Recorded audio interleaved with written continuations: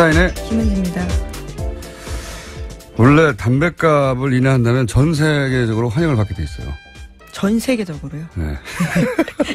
전국적으로가 아니고요. 네. 예. 담뱃값 인하한다고 해놓고 물론 인하한다고 하는 나라는 없습니다. 언제나 올라가지. 하지만 인하한다고 하면 환영받게 돼 있어요. 최소한 흡연자들한테는. 담뱃값 인하를 발표해놓고 이렇게 인하 법안 발의를 바로 해놓고 이렇게 욕먹는 거는 유례가 없는 일입니다. 담뱃값 인하한다고. 근데 이제 실제 이 법안이 발의되고 나면 또 찬반 여론이 생기긴 생길 거예요. 어쨌든 흡연자들 중에는 이제 싸지면 좋잖아요. 더군다나 더 싼 담배도 새로 만드는 방안을 만든다고 하니까. 실제 인하되기는 거의 불가능하죠. 예. 이미 그 세수를 기반으로 한 복지 예산을 짰을 테니까요. 예. 복지 예산 안 그래도 부족한데. 그래서 이제 이런 게 나온 거죠. 엿을 드시라고.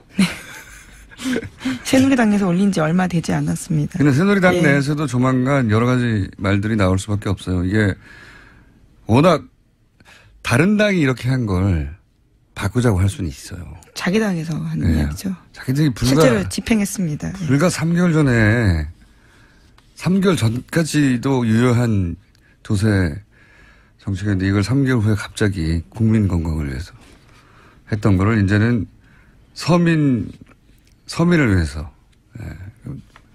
이게 설득될 리가 없는데 여하간 앞으로 한동안 제가 보기엔 이거 가지고 논란이 커질 겁니다. 자, 다음 뉴스가 아니라 첫 번째 뉴스는요? 네, 어제 이재용 삼성전자 부회장 재판 있었습니다. 여기에 최순실 씨가 증인으로 나왔습니다. 특검이 신문을 시작했지만 최 씨는 재판장께 할 말이 있다면서 증언 거부권 행사하겠다고 밝혔습니다.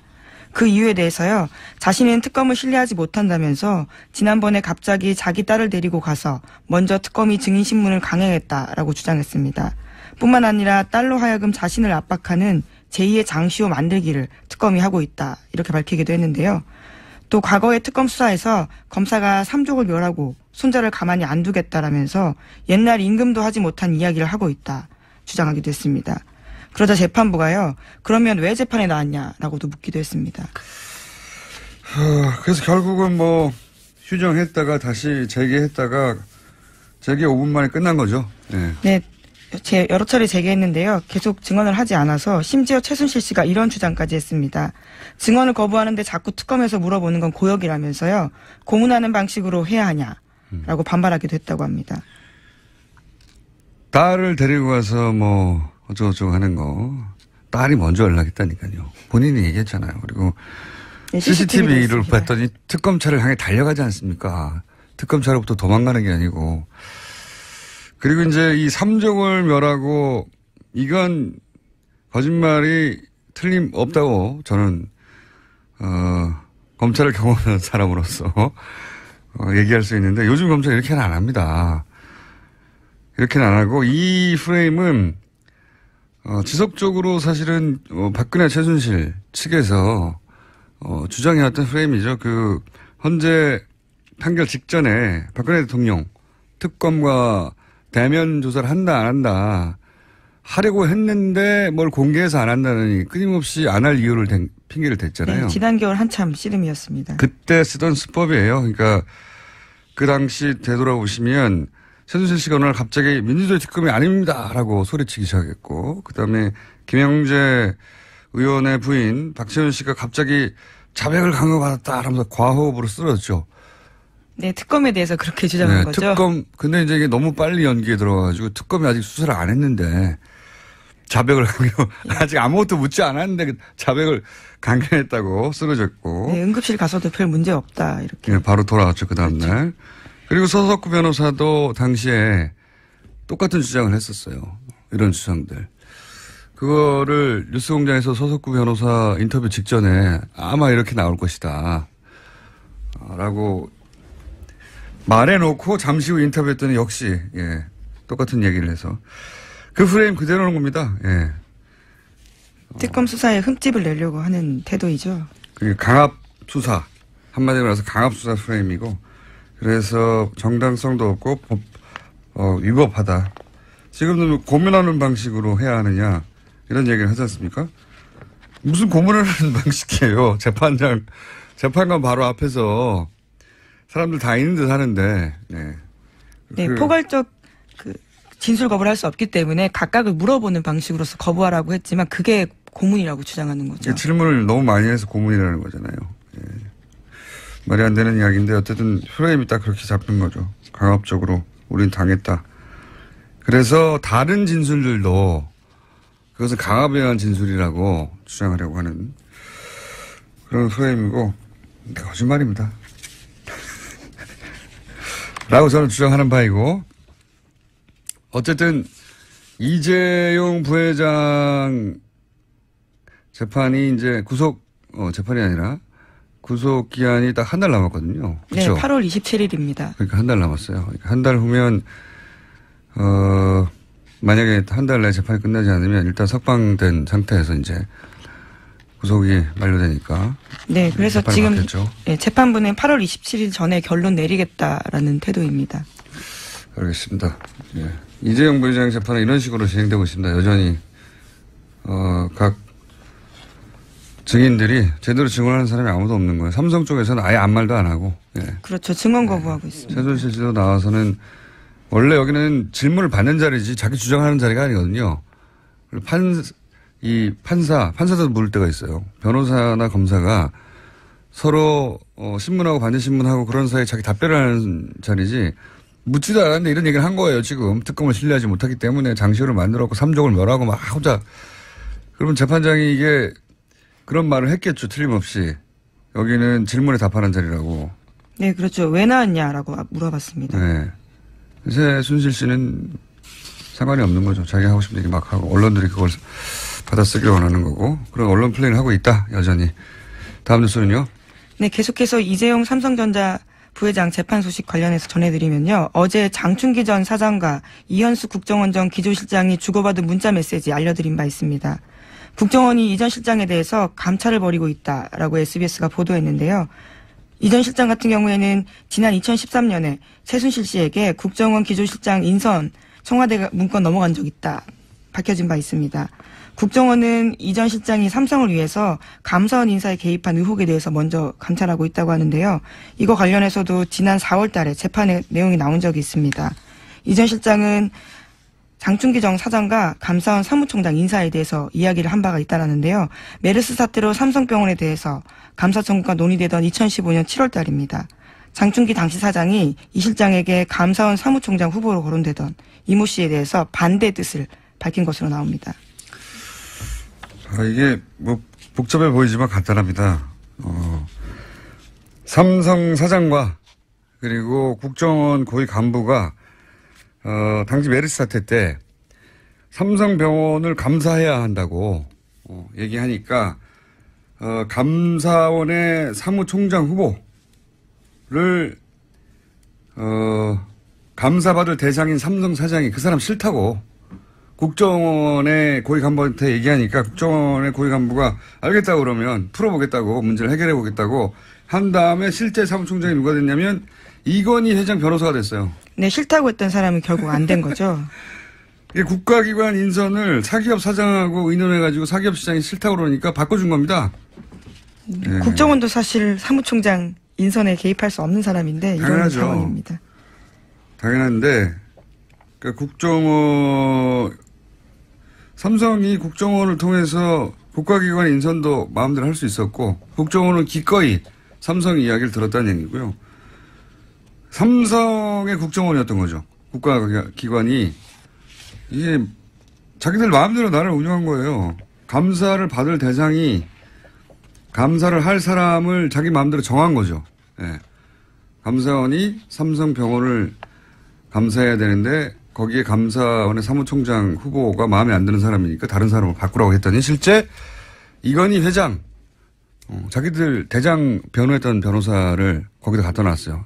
제대로 될 리가 있습니까 이게? 그러면 이거는 아주 큰 죄로 다스려야 합니다. 이런 구체적인 정황이 처음으로 드러나는 건데요. 뭐 그런 말들은 많잖아요. 삼성공화국이고 삼성이 맨 위에 있다고.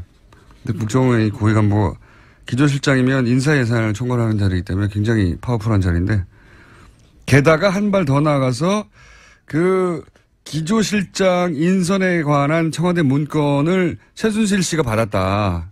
그러니까 이 기조실장이 최순실 씨의 입김이 들어간 기조실장이 아니냐, 원하는 사람이 된 게 아니냐, 이런 의혹이 있는데 다 엮이는 겁니다. 네, 그래서 지금 국정원에서 감찰에 나섰다라는 겁니다. 나라가 말이 아니었어요. 예. 다행인 것은 그 일부가 드러나기 시작했는데, 예, 이렇게 드러날 줄은 아무도 몰랐겠지만, 어쨌든 감사원 사무총장도 삼성이 싫다고 하면, 예, 다른 사람으로 바뀌고, 더군다나 삼성하고 관련된 변호사가 그 자리에 가기도 하고, 그런 게, 밑에서 은밀히 움직인 게 아니고, 예, 사장과 고위 간부가 같이 의논해서 결정했다. 대단합니다. 네. 이거 반드시 밝혀내야 되겠네요. 네, 그래서 국정원 같은 경우에는 이번에 이 사실이 확인이 되면 검찰에 수사 의뢰하는 방안도 고려하고 있다고 합니다. 고려를 왜 합니까? 그냥 수사 의뢰해야죠. 당연히. 말이 되는 소리예요, 이게. 자, 다음 순요. 네, 복구가 된 국정원 녹취록에 대해서도 계속해서 전해드리고 있습니다. 이번에는 원세훈 전 국정원장이 친정권 인사에게 국정원 예산을 이용해서 도와주라고 지시한 정황이 담긴 녹취록이 나왔습니다. 구체적인 내용을 보시면요. 원세훈 전 원장이 4대강 사업과 지방선거 및 총선에 대한 적극 대처를 지시하면서 우호 세력에게 국정원 예산을 지원해줘라. 눈에 안 띄어야 되면 쿠션을 넣어서 지원해라. 이런 취지로 지시했다라고 합니다. 여기서 이제 4대강 사업은 그렇다고 쳐요. 예. 당시, 일종 국가 사업이었기 때문에. 근데 지방선거하고 총선에 국정원 예산을 지원해주라는 게 이게 무슨 말인지 모르겠는데, 이게 누구한테 혹은 어디에 얼마가 들어갔냐 밝히면 이것도 대단한 사건이라고 봅니다. 이 하나하나 국정원 관련은 대단히 은밀하게 진행됐고, 그리고 예산이 어마어마하기 때문에, 그리고 가장 대통령 직속기관으로서 가장 많은 정보를 가진 것이었기 때문에 국정원 사건들은 하나하나가 어마어마해요. 이 사건들 하나만 따져도 요거 하나, 그러니까 국정원이 당시 여당 지방선거나 총선에 국정원 돈을 써서 지원해줬다. 어떤 식으로? 네, 쿠션을 넣어서. 그러니까 속칭 우회해서라는 거죠. 그거 하나만 밝혀져도 국정원 뒤집어 없어져야 되는 기관이에요. 이렇게 되면. 너무 큰 사건들인데 너무 많이 나와가지고 여러 가지가 한꺼번에 별거 아닌 것처럼 느껴질 수 있겠는데 FBI가 예를 들어서 공화당 당선을 위해서 뛰었다. CIA가, 예. CIA가 돈을 써가지고 공화당 후보들을 당선시켜줬다. 이거 말도 안 되는 거잖아요. 예. 그런 일을 벌이라고 지시를 한 겁니다. 그러면 국정원이 국정원장이 하라는데 싫습니다. 우리는 절대 그럴 수 없습니다. 그랬겠어요? 그런 사건. 네, 물증이 또 하나 나온 겁니다. 자, 하도 문건이 많이 나와가지고 문건이 최근에 쏟아진 건 청와대가 첫 출발이고요. 그리고 또 하나는 디도스 사건, 선관위 디도스 사건, 그때 특검팀에 줬어야 할 문건 700건이 고스란히 검찰 내에 잠자고 있다가 청와대로 바로 날아갔다. 네, 박근혜 정부의 청와대에 들어간 거죠. 그 700건이 있고요. 그런 다음에 최근에는 이제 국정원 TF가 출발한 이후에 복구하고 있는 문건들이 있는 겁니다. 자체적으로 복구한 겁니다. 하도 문건이 여러 군데서 동시에 나와가지고 그리고 다 거기에 국정원이 거론되다 보니까 이게 어디서 나왔나 했을 텐데 문건이 하여튼 세 종류가 있다. 이미 2011년에 디도스 특검할 때 확보했던 문건이 이제 공개되기 정체가 드러나는 것이고 또 하나는 정권이 교체된 다음에 국정원 TF가 삭제된 걸 막 복원하고 있는 거고요. 네, 원세훈 전 원장의 발언이 중심입니다. 그리고 최근에 이제 300건으로 시작된 문건들 여기서 쏟아지다 보니까 뉴스가 계속 나오네요. 하여튼 그 쏟아지는 가운데 굉장히 충격적인 거거든요. 국정원의 고위 간부하고 삼성 사장이 국가기관의 인선을 자기들끼리 결정했다는 거. 그리고 국정원 예산으로 총선과 지방선거를 도와줬다는 거. 어떻게 도와줍니까 도대체? 상상이 잘 안 가는데. 도와줬다는 거죠. 이게 국정원장이 하라고 그랬으니까. 네, 예산을 지원해주라고 했기 때문에요. 돈을 쏜 거죠. 뭘 어떻게 했을까요? 요 세 개 뉴스였는데 벌써 시간이 거의 다 돼요. 제목만 빨리빨리 짚고 넘어가죠. 네, 감사원에서 4대강 네 번째 감사를 하는데 결과가 뒤집힐지 주목이 된다라고 동아일보가 보도했습니다.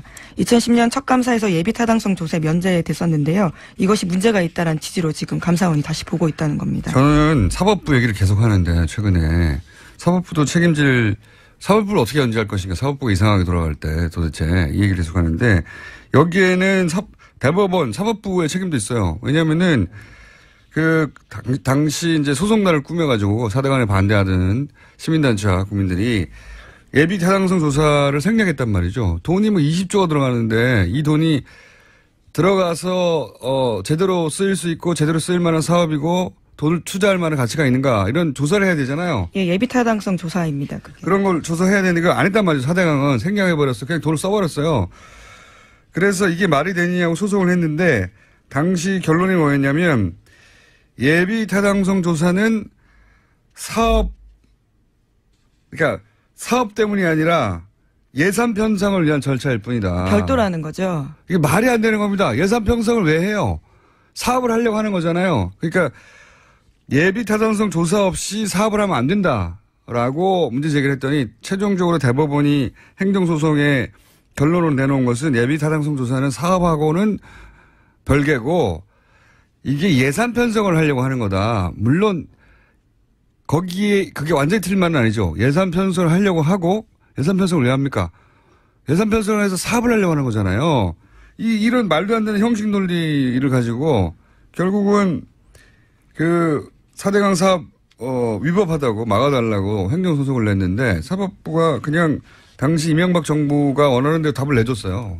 네, 22조나 들어간 사업입니다. 이유가 너무 초라하지 않습니까? 예비 타당성 조사는 사업하고는 별개고 예산 편성을 위한 절차이기 때문에 사업을 막을 수는 없다. 뭐 이런 거잖아요. 이거는 형식 논리는 맞지만 예산 편성을 결국 사업 때문에 하는 건데 예산 편성해놓고 돈 안 씁니까? 이런 이유로 그냥 하게 해줬단 말이죠. 이 질문도 다시 해야 된다. 사법부가 정부의 눈치를 볼 때, 권력을 눈치를 볼 때 어떻게 하는가, 어떻게 해야 되나. 제목 한두 개 읽고 가죠. 네, 경찰청에서 박근혜 정부 불법 폭력 시위 단체 목록이 나왔는데요. 여기에는 보수 단체는 하나도 없다고 합니다. 대신에 진보 성향 단체가 57곳이었습니다. 거기에는 세월호 관련된 단체도 포함되어 있다고 합니다. 네. 세월호 단체는 폭력으로 규정해놓고 경찰이 어버이연합 실제 경찰 수장을 두드려 팬 거는 어버이연합이에요. 그런데 거기는 목록이 없고 뭐 그런 거 알겠습니다. 또 하나 정도 읽고 끝낼 수 있을 것 같습니다. 네, 어제 추정 60분 방영되는데 화제가 되고 있습니다. 이명박 전 대통령의 아들인 이시영 씨가 마약 스캔들 수사에서 제외됐다라는 주장이 나왔기 때문입니다. 이건 사실 사건 초기부터 있었어요. 예. 당시에 그 스캔들은 김무성 전 대표의 사위에 그렇죠. 포커스가 맞춰져서 사건이 좀 진행되는 듯 하다 흐지부지 끝나버렸는데 근데 이게 김무성 전 대표의 사위 때문에 흐지부지 된 게 아니라 이명박 전 대통령의 아들 이시영 씨 때문에 흐지부지 된 거 아니냐라고 하는 그런 식의 의혹이 실제 그때 있었죠. 근데 이제 2년 지나고 나서 이 사건이 이명박 전 대통령 아들 이시영 씨가 연루된 거 아니냐고 하는 의혹이 어제 추정 60분을 통해서 제기됐습니다. 추정 60분이 웬일입니까 이제. 제기됐고 그때 이런 얘기도 있었죠. 김무성 전 대표의 사위 A모 씨의 집에서 주사기에서 이제 DNA가 나왔는데 DNA가 사위의 DNA가 아닌 제3자의 DNA도 있었다. 그러면 제3자가 누군지 조사하고 제3자에 대해서 이 국가수 DB에 등록해야 된다 얘기가 있었거든요. 근데 국가수 DB에 이 제3자의 그 DNA는 등록을 안 했어요. 그래서 제3자가 누구냐 도대체 국가수 DB에서 뺄 만큼 당시에는 국가수 DB에는 이렇게 복수의 DNA가 있을 때는 등록하는 절차가 없다 그러는데 그 거짓말이었거든요. 거기 있는 건데 누군가를 뺐어요. 누구를 뺐느냐. 그 얘기가 이제 다시 나오겠죠. 그거가 묻혀있던 사건인데 최종 60분이. 네, 검찰이 바둑이 수사한 거 아니냐라는 의혹이 제기되고 있는 거죠. 실제로 김무성 전 대표의 사위는 양형 논란도 있었습니다. 굉장히 가볍게 처벌받았다라는 거죠. 검찰이 항소하지도 않았었고요. 그때 검찰도 항소 안 했고 그때 이제 드러난 마약이 5종류였거든요. 예. 거의 마약 부패였는데 부패 파티에 가까웠는데 근데 그게 연루된 사람이 더 있었다. 전 대통령의 아들이. 예. 이런 의혹이 처음으로 공중파를 탔네요. 예. 여기까지 하겠습니다. 시사인의 김은지였습니다. 감사합니다. 두 분 다 오랜만입니다. 네. 내부자 둘.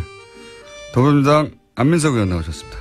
네, 최순실 루트 따라잡기 미션을 마치고 온 안민석 의원입니다. 유럽에서 뉴스공장의 인기가 하늘을 찌를 듯한 것을 실감을 하고 왔습니다. 전 세계에서 하늘을 찌르고 있습니다. 네. 어떻게 하늘을 찌르는지 좀 이따 말씀해 주시고요.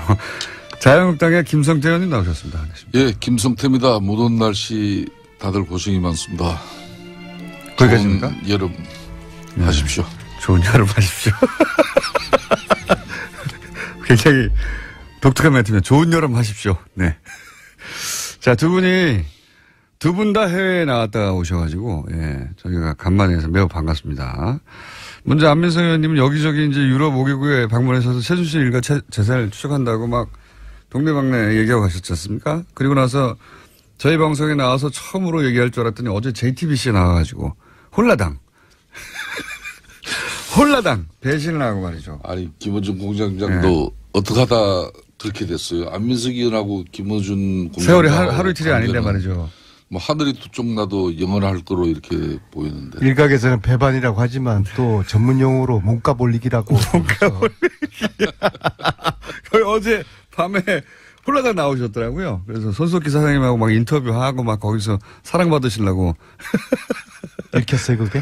그런데 네. 거기서도 본인 입으로 그 내용을 다 적나라하게 하지도 않습니다. 그러니까요. 다음 곧 있을 취재한 결과가 JTBS 프로그램 홍보까지 스포트라이트에서. 왜냐하면 제가 스포트라이트 그 팀을 제가 하루 전에 그 몇몇 우리 그 탐사 보도가 있죠. 각 언론사마다 탐사 했는데 예. 스포트라이트만 하루 전에 이야기했는데 이제 가겠다고 해서 몇몇 방송국이나 언론사에 탐사보도팀에 우리 가니까 같이 취재에 가겠냐. 네, 왜냐하면 했는데 거기만 따라갔다. 은닉재산을 추적하는 과정은 이건 하나의 그 역사적인 이거는 그 자료 흔적으로 남겨놔야 된다는 그런 생각에서. 그렇죠. 그런 의미도 있고 의원님이 또 TV 나오고 싶으셨겠죠.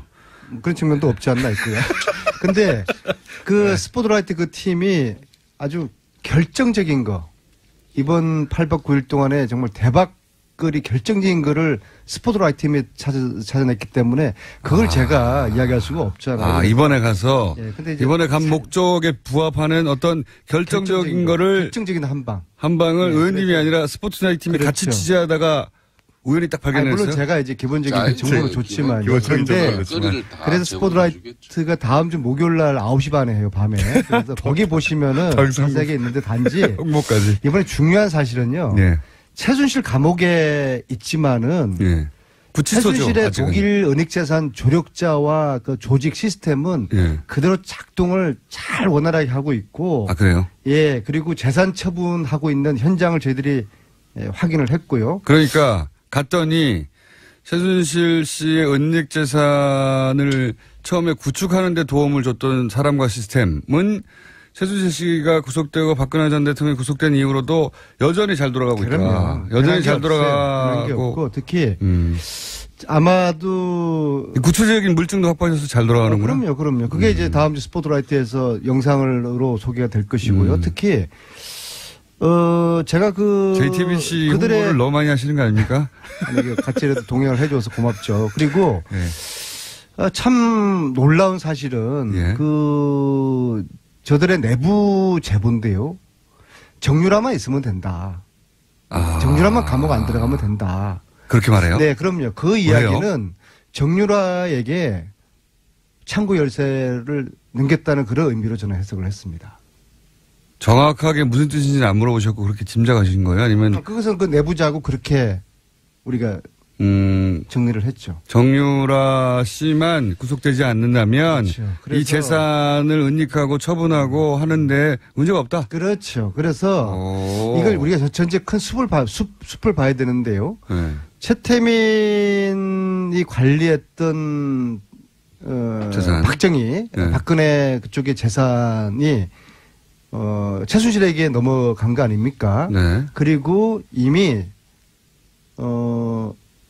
최순실에서 재산은 정유라로 지금 다음 세대로 넘어가고 있다. 다음 세대로 넘어가고 그렇게 있다. 이번에 파악을 한 게 굉장히 이제 의미 있는 거라고 보고요. 그런 짐작이 아니라 그 짐작을 확인시켜주는 내부자. 예, 내부자의 이야기. 이번에 뭐 정권 바뀌고 난 다음에 이제 처음 갔거든요. 전체적으로 네 번째 갔지만은 근데 그 내부자들 최순실을 도와줬던 특히 교포들 중에서 파독 강부 출신들 예. 그 어르신들이 굉장히 많은 이야기를 해주셨고 그래서 자세한 이야기는 스포트라이트 보시고 또 특히 다음 주 목요일 날 2시에 이런 걸 해요. 의원님 여기 나와서 그 얘기를 하셔서 자꾸. 아니 교통방송에서 이 서점가에 화제가 있는 베스트셀러들만 골라서 북콘서트를 따로 하는 프로가 있더라고요. 그래서 다음 주 목요일 날 2시에 교통방송 상암동 공개홀에서 끝나지 않은 전쟁. 작가가 이렇게 써줬어요. 불멸의 저서 끝나지 않은 전쟁에 북콘서트 열린다는 홍보를 꼭 해주시라. 현재 8세 찍힌 불멸의 저서 끝나지 않은 전쟁 북콘서트. 제지를 해도 끝까지 특히 휴가 가지 못한 분들 많이 의원님 마이크 내립니다. 그만하시고요. 선착순 100명이니까 서둘러 달라는 작가의 지금 이 글을 제가 알겠습니다. 잘 알겠고요. 아무튼 선착순 100명이고 아니 그러니까 알겠어요. 90명까지 찬 모양입니다. TV 오늘 여기 나와서 그러면 그 독일에 가서 취재하신 다른 유럽국가 5개국 가서 취재하신 내용은 오늘 밝힐 내용이 아무것도 없어요, 그럼? 그리고 앞으로 제가 할 일이 이제 없어진 게요. 어제 검찰 국세청 관세청이 재산 추적 전담팀을 만들어서 활동을 시작했다고 언론에 나지 않았습니까? 그렇죠. 그래서 의원님하고 안원구 청장이 발견해낸 스위스 페이퍼 컴퍼니, 네덜란드 페이퍼 컴퍼니를 실제 수사하고 있다고. 네. 한 건 하신 거예요, 큰 건. 그 5번째 다음 달 갈까 말까 했는데 아마 안 가도 될 것 같습니다. 그래요? 네.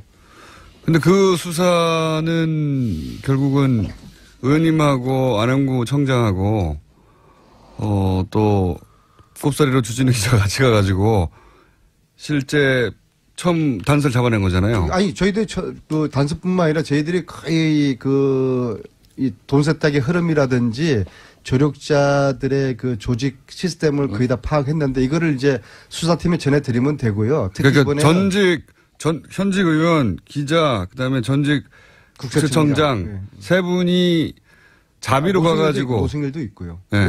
그렇죠. 노승일 씨도 서운해하죠. 그래서 자비로 가가지고 밝혀낸 일단의 단서들을 이제 드디어 공기관에서 네. 공기관의 수사에 들어간다. 특히 이번에는 스위스에서 교포들 모임을 만들었거든요. 근데 그 모임에 다 알겠는데요. 몇 분들이 스위스 현지 은행의 뱅커들이세요. 그래서 유니온뱅크와 크레딧 스위스 은행의 내부 구조를 어떻게 이 돈 세탁 계좌가 이루어지는 거 비밀 계좌의 시스템을 자세히 알고 있는 분들이 교민 모임을 만들어서 아마 도와주겠다 앞으로 노다지가 나올 겁니다. 그래서 이런 분들 이런 조직을 이제 검찰에 다 연결. 다 알겠는데 그래서 오늘 풀어놓을 건 없고요. 스포트라이트 보시고 다음 주 북콘서트 오시면 됩니다. 북콘서트는 다음 주 목요일 2시입니다. 자 그러면 의원님은 이제 그만 가만히 계세요. 이제 저희가 2주를 기다려서 뭐 새로운 보따리 들고 온나 하여튼 스포트라이트를 보라고 자꾸. 자 그러면 김성태 의원님 이제 오랜만에 나오셨는데 자유한국당의 사정은 그렇게 밝지는 않습니다. 최근에. 예를 들어서 유석춘 위원장 취임하고 나서 위원들도 그렇고 본인은 이제 극우가 아니라고 하는데 자꾸 이제 뭐랄까요 친일본적인 그리고 박근혜 전 대통령 탄핵은 문제가 있었다는 인식 그리고 탈당한 사람들에 대한 책임을 묻는 거 뭐 이러면서 시끄럽지 않습니까? 네. 개혁을 한다고 했는데 거꾸로 가는 거 아니냐. 과거로 회귀하고 박근혜 시대를 더 거슬러서 박정희 시대까지 가는 거 아니냐. 유신도 문제가 없다고 하니까. 짜증나요. 짜증나. 그 지난 대선에서 승리한 뭐 어떻게 보면은 최순실 국정농단 때문에 가장 큰 수혜와 은혜를 입고 탄생한 정권이 문재인 정권인데. 은혜까지요? 집권당인 민주당은 이제 집권을 했음에도 어떻게 더 혁신하고 또 당의 시스템을 더 현대화하고 더 국민 정서에 맞는 당청 관계를 가져갈 것인가 이런 고민을 하고 있는데 야당이 된 저희 자유한국당은 아직까지 탄핵 찬성이냐 반대냐에 뭐는 이런 끝날 길 없는 입시름 논쟁을 하고 있다는 이 자체가 참 안타까운 일이죠. 아니 근데 거슬러 올라가서 유신까지 거슬러 올라가지 않습니까? 그때도 그러니까 문제 없었다고. 게다가 이 탄핵 문제는 이미 우리 국회를 넘어서 헌법재판관 전원이 만장일치로 결정까지 받은 그런 사안인데 한편 말로는 헌법재판소의 판단을 이렇게 존중한다고 하고 실제로는 탄핵을 부정한다면은 우리 자유한국당의 핵심에 대해서 우리 국민들이 그 진정성을 누가 가지겠습니까? 그런 측면에서 저는 우려고 보수의 진정한 정체성이 무엇이고 또 새로운 보수상을 어떻게 재설정해야 하는 것은 지금 지리멸렬한 보수가 제일 먼저 다뤄야 할 문제죠. 국민적 심판이 끝난 탄핵 문제에 언제까지 매달릴 수도 없는 것이고 또 한 사람의 신념이나 또 상황 판단이 당 전체의 핵심 방향이 될 수도 없는 겁니다. 안 나오시는 동안 그런 측면에서 사실상이 없어졌네요. 섭섭하게. 그렇지만은 뭐 이 핵심위원장의 애국 충정이나 좋은 말로 하면은 뭐 지금처럼 거군이 또 뭐 좌판이 이런 저급한 논쟁은 저는 의미가 없다고 봅니다. 저급하지는 않은 것 같은데요. 실제 육섭 위원장이 그 논란이 된 발언을 많이 하긴 했지 않습니까? 그건 이제 과거죠, 과거. 이제는 안 합니까? 핵심위원장이 되기 이전에 굳이 이야기한다면은 학자로서의 자기의 자신의 소신과 또 뭐 그런 의사결정의 판단을 이제 뭐 존중하는 거지만은 이제는 공당의 핵심위원장으로서 그런 과거의 어떤 학자로서의 자신의 소신과 판단에 대해서는 이제 조심해야 되겠죠. 위원들도 그런 분이 오셨어요. 탄핵에 대해서 탄핵 찬성파들은 주인을 문 개 XX다. 주인을 문. 이런 표현도 있고 유신도 어쩔 수 없다는 얘기도 하고 혁신위원장만이 문제 아니라 같이 들어온 혁신위원들도 그런 인식을 같이 하는 분들이 모였던데 여하간 이 혁신위원회 구체적인 혁신 방안들이 나오기 시작하면 그 당내에서도 문제가 그러니까 뭐 이런 보편적인 우려 속에 대려 자유한국당이 더 강한 핵심안이 나오고 국민들이 납득할 수 있는 그런 핵심안이 만들어진다 그러면 그것도 신신하게 큰 반전을 일으킬 수 있는 거 아닙니까? 다 존중하겠는데 근데 최순실 재산 몰수특별법은 왜 자유한국당 의원들은 107명 의원들 중에서 딱 한 분만 빼고 나머지 분들은 왜 아무도 서명을 안 하세요? 왜 반대를 하세요? 그게 나오면 나올수록 자유한국당이 불리하겠죠. 아니 언니. 그것 좀 설명 좀 해주세요. 왜 반대하세요? 비록 제가 자유한국당 소속입니다. 자유한국당이나 바른정당에서 공동 발의에 참여하는 유일한 의원이긴 하지만은 당 차원에서 우리가 반대하는 건 아니에요. 그러니까 개인적으로 왜 반대하세요? 자, 저희 당의 의원님은 심재철 발의 동의하시잖아요. 네. 국회 부의장 같은 사람도 이 법하고 유사한 지금 특별법을 이미 발의했습니다. 발의해가지고 저를 포함해 그것도 제가 또 동의를 했는데 자유한국당과 바른정당의 소속 여러 의원들이 같이 공동 발의가 돼 있어요. 그래서 우리 안현님 법안 발의에 참여하지 않았다고 해가지고 그게 비난의 대상이 돼서는 안 됩니다. 법안의 취지에는 다 공감하고 있어요. 하지만 다른 정당 의원도 20명 중에서 한 분도 참여하지 않았어요. 물론 굳이 서명을 불참한다고 그래가지고 특별법에 반대한다고 보지는 않는데요. 예. 근데 아마 특별법 반대하는 정당이나 의원님들은 국민들이 아마 가만히 있지 않을 것 같은데요. 이게 한 두 가지 이유가 있어요. 제가 솔직하게 이야기할게요. 네. 첫 번째 이유는 이 법안이 정치적으로 악용되지는 않을지 우려하시는 그런 분들이 많이 계십니다. 두 번째는 어떻게 악용된다는 두 번째는 이게 건가요? 안민석 의원님이 추진하시는 법안이기 때문에 저 법안에 발 잘못 담갔다가 한마디로 폐가 망신하는 사람 여러 봤으니까 그 조심스러운 거예요. 아니 그게 무슨 말씀이세요? 안민석 의원이 누굽니까? 당장 최순실 사태는 제쳐놓고서라도 지난 19대 때 그러니까 국회 교문이 우리 안민석 의원이 간사를 하신 적이 있죠. 그죠? 18대 그거는 때죠. 뭐 해방 전 이야기고요. 예. 그때도 하여튼 이 상임위인 교문위에서 당시 정부 여당 법안을 모조리 제동 걸어가지고 단 한 건도 처리되지 못하게 한 그런 장본인이에요. 그건 뭐 악법이니까. 아마 대한민국이 헌전 역사상 2년 동안 소속 상임위에서 그것도 집권당 법안을 단 한 건도 처리하지 않은 그런 역사를 가진 사람은 아마 전무후무할 거예요. 그래서 당시에 홍준표 대표가 저를 해방 이후 최악의 불량 간사라고 칭했는데요. 그건 악법을 제가 막은 거고요. 그거 하고 최순실 재산몰수특별법은 이게 여야가 따로 있는 게 아니라 진보 보수가 따로 있는 게 아니라 이거는 대한민국의 부정부패를 척결한 법이고 대한민국의 정의를 바로 세우자는 법인데 왜 오늘 제가 이제 그 발의를 할 겁니다. 이제 더 이상 한 달 동안 제가 이 서명용지를 돌렸는데 더 이상 기다릴 수가 없어요. 그래서 지금 현재 보면은 저희 당 물론 저희 당 의원들도 18명이 서명을 안 하셨어요. 그리고 바른정당, 자유한국당 한 분도 안 하셨어요. 그래서 전체 130명이 자유한국당은 한 분 하셨죠, 김성태 의원님. 한 분은 김성태 의원님은 뭐 저 때문에 억지로 뭐 마지못해 하시는 거고 그래서 유감스럽게도 말 저렇게 하는 과반수를 확보를 하지 못했어요. 그래서 네. 참으로 안타까운 심정이지만 더 이상 이걸 지체할 수가 없고 뭐 국민들에게 20명만 더 추가로 발의하면서 확보하면 되는 거 아닙니까? 그죠? 그게 안 돼요. 공동 발의는 그렇게 20명이 부족하더라도 실제 투표할 때는 할 수도 있죠. 찬성을 몰래 찬성할 수도 있죠. 그런데 네. 제가 볼 때는 이 바른정당하고 자유한국당 의원들이 지금 단 한 명도 찬성하지 않는 것은 당 차원에서 이게 반대하는 그런 기류가 감지가 되는 것이거든요. 근데 아마 민주당에서 국민들이 18명하고 네. 그리고 18명 다 들어오고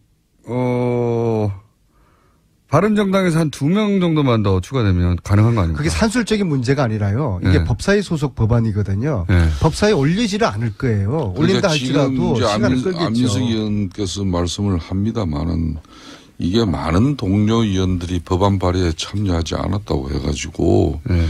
이걸 그 의원들에 대한 헌법적 개개인이 헌법기관인데 이 문제 이제 조금 전에 이야기를 했지만은 법안의 세부 내용에 있어서도 이견이 많이 있어요.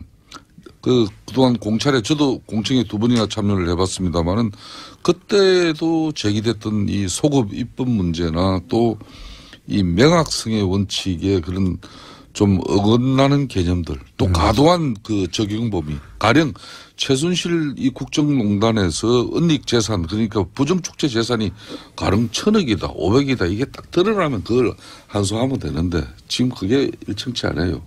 그러니까 이 문제가 좀 있다. 법안이 완전하지 않고. 네. 저렇게 제 어떤 4차례나 공청회를 한 제 법안에 대한 이렇게 흠집 내기 하는 건 유감스럽고요. 아니. 이 특별법 반대하는 정당은 아마 국민들로부터 당 해체 요구까지 직면하게 될 것으로 그러니까 그런 내가 걱정이 드리는 돼요. 말씀은 안민석 의원께서 이게 안민석 의원 마음은 이 정말 정의로운 법안에 국회의원 전원이 참여해 주길 바라는데 저는 이해가 안 돼요. 그게 이루어지지 못하니까 또 이제 알겠습니다. 안민석 의원 특유의 지금 이제 걸리면 물고 이게 자유한국당 바른정당 전체 합쳐서 127명인데요. 자, 이거는 그 중에서 여기까지 하고요. 126명이 서명하지 않았다는 우리의 의지가 아니라 다른 야당 이런 반대 기류가 분명히 담배값 얘기하죠. 담배값 다른 얘기. 야당 의원들 저 물어 뜯지 마세요. 요건 앞으로 더 할 기회가 국민들이 있으니까 가만히 있지 않을 겁니다. 두 분이 오랜만에 나오셨으니까 뉴스공장 청취자들이 가만히 있지 않을 담배값이나 얘기해 보죠. 이거 어떻게 된 겁니까? 담배값은 다른 그 프로에서 다 이전에 이야기하는 건데요. 담배값이나 이 지금 최순실 자유한국당이 주장할 수 있는 내용은 아니지 않습니까? 이게 담배값 인하가 반길 사람도 있긴 하지만. 이 담배값 부분은 네. 자유한국당에서 다시 인하 법안을 지금 제출하고 있는데 네.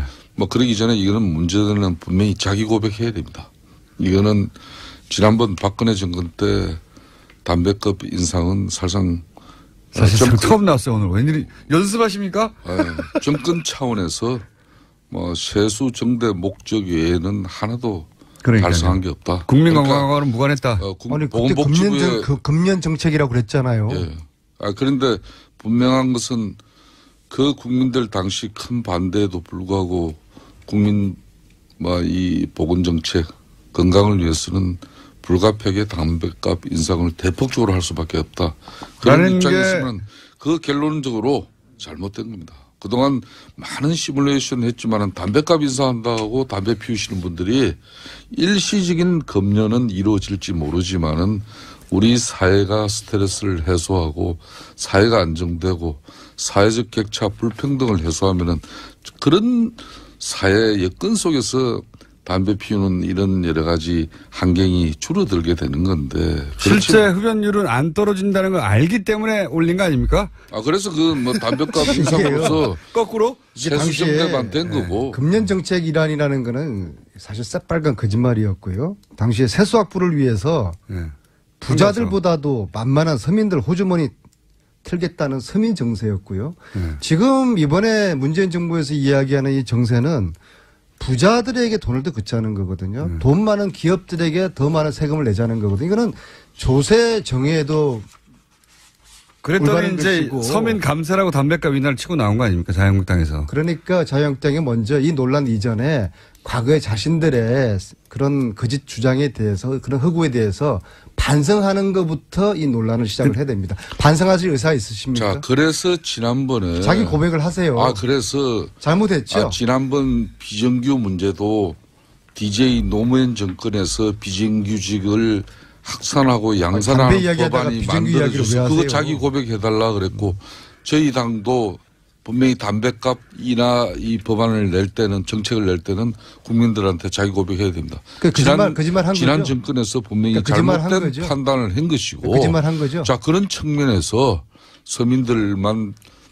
담배값 증가된 이 담배값 인상 부분을 일정 부분 지금 세수 정대가 올해만 하더라도 20조입니다. 그렇다면은 잘못된 정책에 의해 가지고 이렇게 세수 정대의 낙수 효과만 봤다 그러면은 지금이라도 담배값 인하는 이제 자기 고백과 함께 가져가는 게 저는 현실성이 있다고 보는 거예요. 그래도 특별법에 유일하게 서명한 김성태 의원님은 자한당 의원님들 중에서는 그래도 양심적인 분이라고 저는 생각을 합니다. 그리고 자기 고백하고 거짓말 한 거에 대해서 시인을 하셨으니까 오늘 거짓말 했다고는 시인 안 하셨는데요?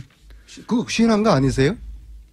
잘못된 판단이었다고. 잘못된 판단이지. 그걸 처음부터 거짓말을 하려고 정책을 위반하고 법안을 위반하고. 금년 정책 때문에 담배값 올렸다는 그거 거짓말 아니었어요?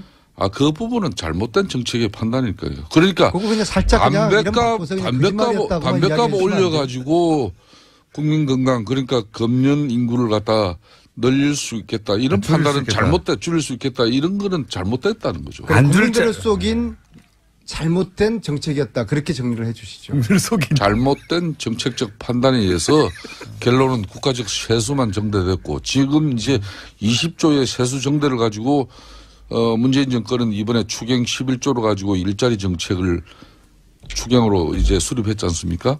이제 나머지 이 담배값으로 추가로 적으로 발생한 세수가 있다면은 다시 원상 회복시키는 게 자기 고백의 진정한 의미 아니겠나 그런 상당한 반성이 있죠. 그러니까 국민들 속인 거죠.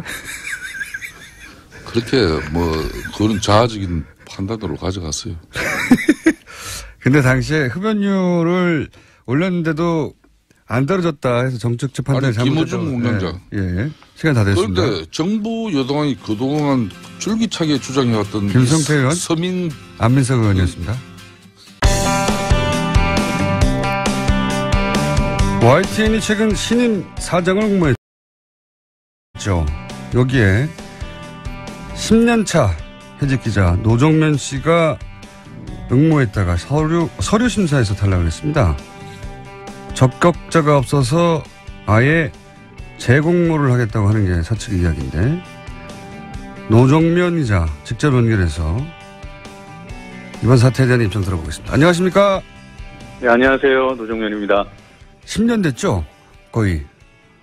해직당한 지요? 예. 차수로 10년 차고 만 9년 됐습니다. 예, 10년 차. 정말 오래됐습니다. 네. 그리고 본인 페이스북에도 해고 며칠 차 이렇게 계속 며칠 차죠 지금 이제?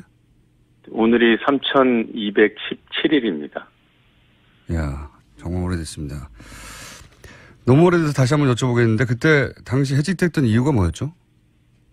2008년도에도 지금처럼 YTN 사장 교체기였는데요. 예. 그때 이명박 정권에서 이제 이른바 낙하산 사장을 내려보내서 네.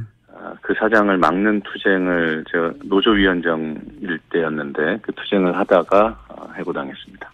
그때 같이 해고당하신 분들은 그 중에서 복귀하신 분이 있습니까?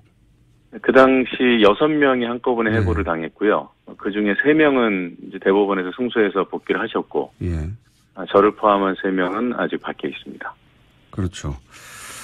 그런데도 계속 복귀를 하겠다고, 이 연차, 날짜도 계속 올리시고, 그런 의지를 밝히시다가, 이번에 사장 공모에 응모하시면서 만약에 이 사장 공모에서 떨어지면 이제는 YTN으로 복귀하는 거를 꿈을 접겠다라고 하셨는데 우선 왜 응모하셨습니까?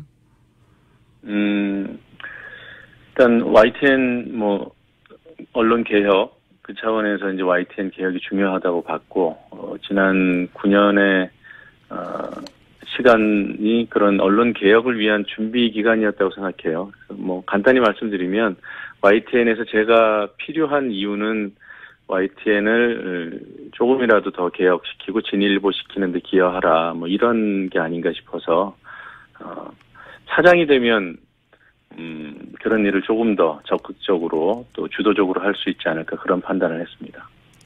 실제 노조에서도 지지 선언을 하지 않았습니까? 노조에서 직접적으로 특정 후보를 지지하진 않았고요. 다만 이제 언론 노조 차원 그리고 언론 노조에 소속되어 있는 방송사 지본부에서 이제 지지 선언을 해주셨죠. 응모하셨을 때 저희도 인터뷰 요청을 했었고 아마 당연히 다른 언론들도 인터뷰를 많이 요청했을 텐데 네. 그때 당시 거절을 하셨어요. 결과가 나오면 인터뷰하겠다고. 그때 거절하신 이유는 뭔가요? 이번 사장 공모 제도가 일반 기업처럼 대주주나 이사회에서 일방적으로 정하는 게 아니라 이게 공영 언론이기 때문에 시민들, 시청자들 의견까지 반영하는 이제 독립적인 심사 절차를 밟겠다 이런 취지였거든요. 네. 그래서 그 취지대로라면 제가 나름대로는 그래도 많은 분들의 지지도 받고 그래서 남들이 보기에 여론을 막 일으켜서 심사에 영향을 미치려 한다는 오해를 받을 수 있을 것 같다는 판단을 했어요.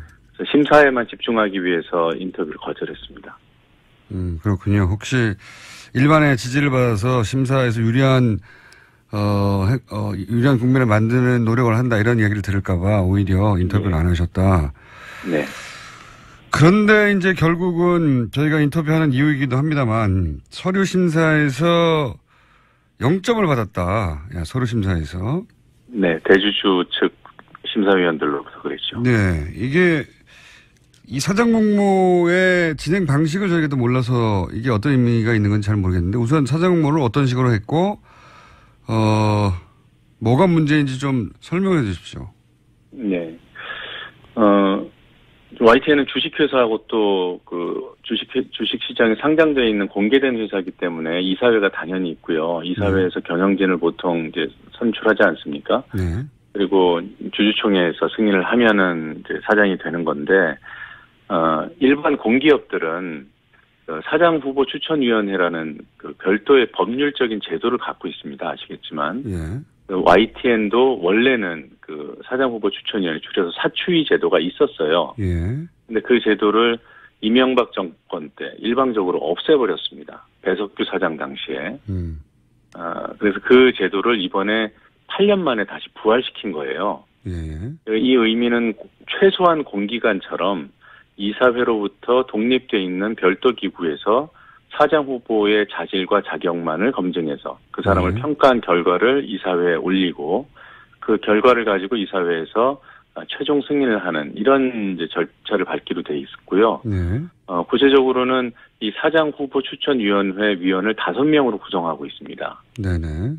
이 5명 중 1명은 사원 대표격, 네. 또 한 분은 YTN이 시청자를 만나는 언론사이기 때문에 시민사회, 시청자를 대표하는 분, 이렇게 2분이 들어가고요. 나머지 3명은 대주주 측에서 지명한 사람들이 들어갑니다. 대주주라고 하면 뭐 한전, 마사회, 인삼공사 이런 데를 말씀하시는 거죠? 예, 맞습니다. 한전, KDN, 마사회, 인삼공사에. 그런데 지금 언론 보도상으로는 바로 이 한전, 마사회, 인삼공사에서 영점을 줬다는 거 아닙니까? 맞습니다. 그렇게 알려졌는데 지금. 그거는 뭐 사실입니다. 그래서 그렇게 영점을 받으면 5명 중에 3명이 영점을 줬기 때문에 이 통과할 수가 없는 상황이고 결정적으로 이 공기업 대주주들이 노조변을 원하지 않았기 때문에 탈락한 것으로 이렇게 보도가 됐는데 이 공기업 그러니까 한전, 마사회, 인삼공사가 영점을 준 이유는 뭐라고 보십니까? 뭐 저를 평가해서 0점을 줬다면 제가 뭐 능력 부족이라고 생각해야죠.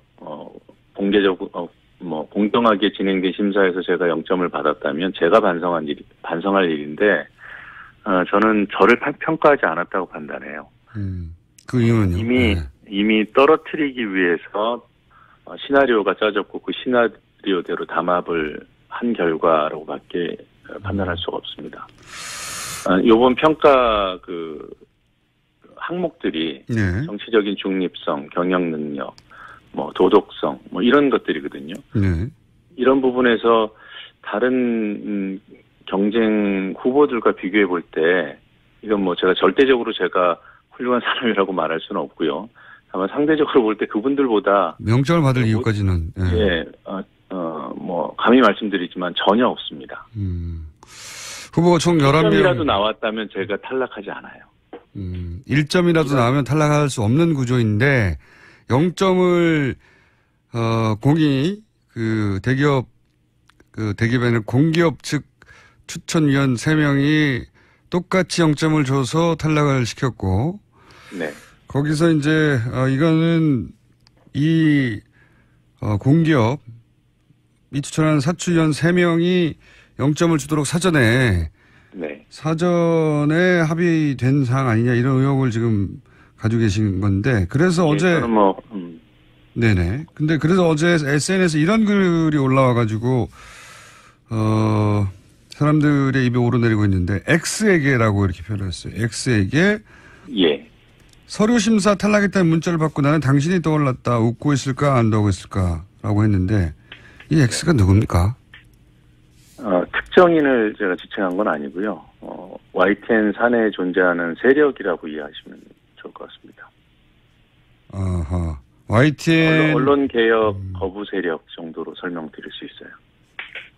YTN 내에 노정면 기자님으로 상징되는 그동안의 YTN의 문제점을 개혁하고자 하는 흐름에 반하는 세력이 있다.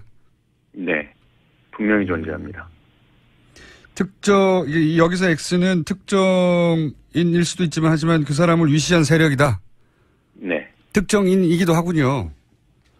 사람들이 있어야 세력이 되는 거니까 누가 움직였는지 정도는 제가 파악하고 있고요. 다만 그 사람이 혼자 한 일은 아닐 것으로 보는 것이고요. 이분 혹은 이 분들이 0점을 주도록 사전에 이야기한 정황에 대해서 어느 정도 알고 계시군요. 저는 상당히 구체적으로 알고 있습니다. 언제 밝히실 예정입니까? 뭐 그걸 저는 이런 구조가 있다는 것 그리고 또 YTN이 그런 세력들을 대상으로 언론 개혁과 관련된 치열한 투쟁을 해야 된다는 점을 강조하고 싶은 것이지 그 사람이 누구다 이거 밝히는 것 그 자체는 큰 의미가 없다고 저는 판단하고요. 정권이 교체됐는데도 그분들이 그럼 내부에서는 그런 힘을 발휘해서 이런 공기업의 추천위원들을 움직였다는 얘기지 않습니까? 그게 가능한가 싶기도 한데. 그게 이제 YTN 내부 사정을 뭐 저나 또 안에서 지난 9년을 버틴 저희 동지들처럼 속속들이 외부에서 알기는 어렵습니다.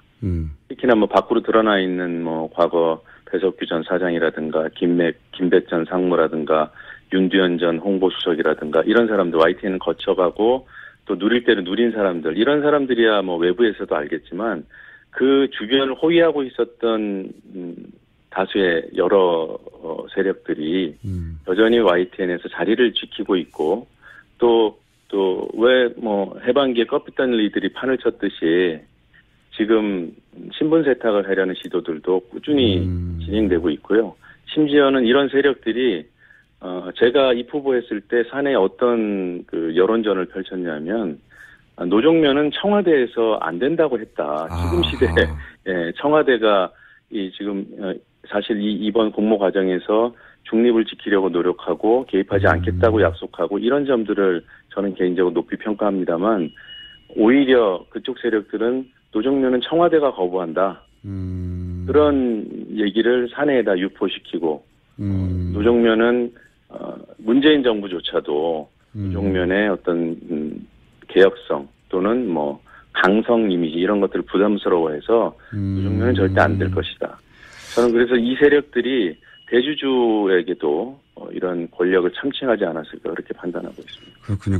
사실은 그런 루머들도 있긴 있었거든요. 근데 그게 그 발언지가 바로 YTN 내에 언론개혁에 저항하는 그런 세력이 자기 뜻을 관철시키기 위해서 흘린 역정보다라고 네, 파악하고 계시는군요. 예, 그렇죠. 뭐 아무래도 정부가 그 YTN 언론사 사장 문제에 직접 개입은 안 하더라도 당연히 관심을 갖고 어떤 지켜봤겠죠.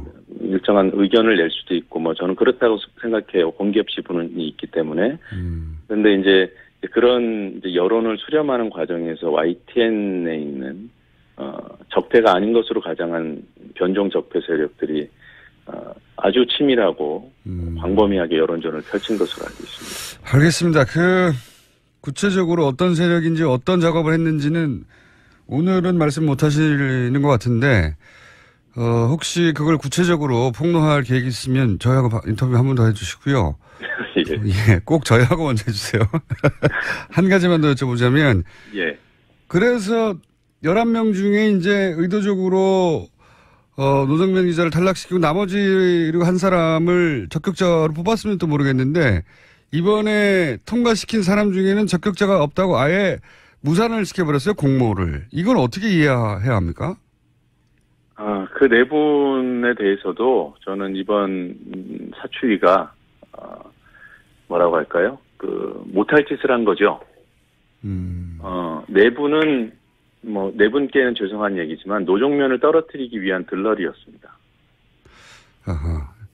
노정면 기자가 응모할 것이 틀림없고 혹은 응모하는 것을 알고 나서 어쨌든 절차는 진행해야 되니까 이렇게 만들어 놓고 노정면 탈락시킨 다음에 나머지 사람들도 적격자가 없다고 결국은 사장을 뽑는 절차 자체를 무산시켜버리는, 이건 이미 이렇게 되기로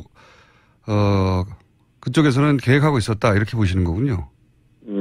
네 분 중에서 누군가를 뽑을 생각이 없었다. 막판까지 할 수도 있었겠죠. 저는 그 부분에 대해서는 확정적으로 말씀드릴 수는 없고, 제1순위는 노정면을 탈락시켜야 된다는 것이었고, 모르겠습니다. 그 눈치를 살펴서, 반발이 적었다면 네 분 중에 한 분을 그냥 거의 꼭두각시처럼 세웠을 가능성도 저는 있다고 봐요. 근데 저희 YTN 노조나 저나 또 시민사회 여론이나, 이번 일에 대해서 관심을 보이고 또 항의하고. 그러면 이 사람 뽑으려고 노정면을 탈락시키는 거냐? 이런 얘기를 그렇죠. 또 들을까봐 아예. 그렇죠. 그런 부담이 매우 컸을 겁니다. 그러면 다음 사장 공모에도 응모하셔야 되는 거 아닙니까? 사추위가 공정하게 진행된다는 최소한의 조건이 마련된다면 저는 응모할 생각은 없어요. 제가 응모한 자체가 사추위가 이렇게 좀 뭔가 좋지 않은 방향으로 흘러갈 조짐을 봤기 때문에 그 부분을 알리고 또는 견제하기 위해서 제가 응모했던 것이기 때문에요. 그것이 해소되는 과정으로 접어들었다고 판단하면 응모하지 않을 생각입니다. 아니, 이 과정 자체가 해소되지 않았음을 증명하는 거 아닙니까? 그러니까 제 말은 뭐냐면. 지금은 해소되지 않았죠. 그러니까요. 그러니까 또 응모하셔야 되는 거 아니에요? 원래는 이번에 응모에 탈락하면 다시는 응모하지 않겠다고 말씀하셨지만, 예. 상황이 그런 상황이 아닌 게 지금 점점 명백해지면 오히려 또 옹무하고 해야 되는 거 아닙니까? 뭐 그런 가능성을 전혀 배제하지는 않습니다만은 예. 기본적으로 제가 개인 성명을 통해서 요구해 놓은 것이 있어요. 입후보자였기 때문에 예. 이번 공모가 무산된 것은 적격자가 없어서 무산된 것이 아니라 음모에 의해서 담합에 의해서 공모 절차가 훼손됐기 때문에 원인 무효가 된 거거든요. 그럼 또 옹무하셔야죠. 예. 그래서 근데 결과적으로 재공모를 하게 되면 예. 저희 기본적인 조건들이 이번 상황에 대한 인정과 사과 그리고 사추위원들의 교체 그를 통한 공정한 그 사추위 진행의 약속 이것들이 보장되는 그런 조건 하에서 저는 응모하지 않을 생각입니다. 그게 보장이 안 되면 또 응모할 것이다. 네. 그렇게 해석할 수도 있겠군요. 예, 뭐 지금 더 구체적으로 말씀드리긴 좀 곤란하고요. 네. 왜냐하면 이런 문제를 드러내기 위해서라도 계속 응모해야 되는 게 아닌가는 네, 본인은 괴로우시겠지만. 네, 예. 저는 그 이번 상황을 제가 뭐 그 일신의 영달이나 또는 어떤 사람들은 그러더라고요. 제가 소영웅주의의 발로로 이런 행동을 했다고. 근데 그런 분들께 말씀드리고 싶은 것은 말씀을 그렇게 쉽게 하시지 말았으면 좋겠어요. 예. 인생을 걸고 하는 일이고. 예. 10년을 버틴 일인데요. 알겠습니다. 오늘은 저희가 여기까지 듣고요. 저희가 계속 부추겨서 한 번 더 나가시는 것으로 결론이 날 때까지 관심을 계속 가지고 또 혹여 어떻게 구체적으로 이런 일들이 벌어졌는지 말씀하실 결심 있으시면 다시 한번 연결하도록 하겠습니다. 예, 고맙습니다. 알겠습니다. 오늘 말씀 감사합니다. 네. 지금까지 해직 기자 10년차 노정면 씨였습니다. 그러면 맞아. 궁금했었을 것 같다라고 생각드는 사안들. 다른 여론조사 기관들이 큰 거 조사할 때 저희는 조사하지 못했던 흘리고 갔던 것들. 네. 모조리 걷어가지고 그것마저 알려주는 시간. 리얼미터 권순정 조사 분석실장님과 함께합니다. 안녕하십니까? 안녕하십니까? 오랜만입니다. 예. 그리고 또 한 가지 저는 엮어서 보통 이제 대통령 지지도, 정당 지지도는 주 초에 발표를 합니다. 다들. 저희는 주 중간에, 예. 주 중간 목요일 날. 예, 월요일 날까지, 네. 수요일까지 조사한 걸 묶어가지고. 주중 뜬금없이 중간에 발표하는. 절대 뜬금없지 않습니다. 주 중에 하는 거는 저희가 유일하다는 거. 주 중간 발표 그리고 겸사겸사해서 그것까지 알려주는 시간. 자, 오늘 왜냐면 주초 주말 되면 막 쏟아지잖아요. 맞습니다. 네, 예. 주 중간에 한번 해보자. 예, 전국의 변화가 격동할 때는 주중과 그러니까 주 후반의 변화가 심합니다. 그렇죠. 한번 사건은 주중에 주로 벌어지는 맞습니다. 네. 자, 그러면 먼저 대통령 국정 지지율과 각 정당 지지율을 주 중에 한번 처음으로 발표해 보겠습니다. 어떻습니까? 네, 지난주까지 문 대통령 지지율이 2주 연속 하락했는데요. 이번 주차가 취임 12주차입니다. 주중 집계에서는 반등세를 보였습니다. 아하. 긍정평가가 지난주 대비 2.3%포인트 올라서 74.7%가 나왔고요. 부정평가는 18.7%로 나타났습니다. 그러네요. 떨어진 만큼 다시 올라갔네요. 네. 맞습니다. 네.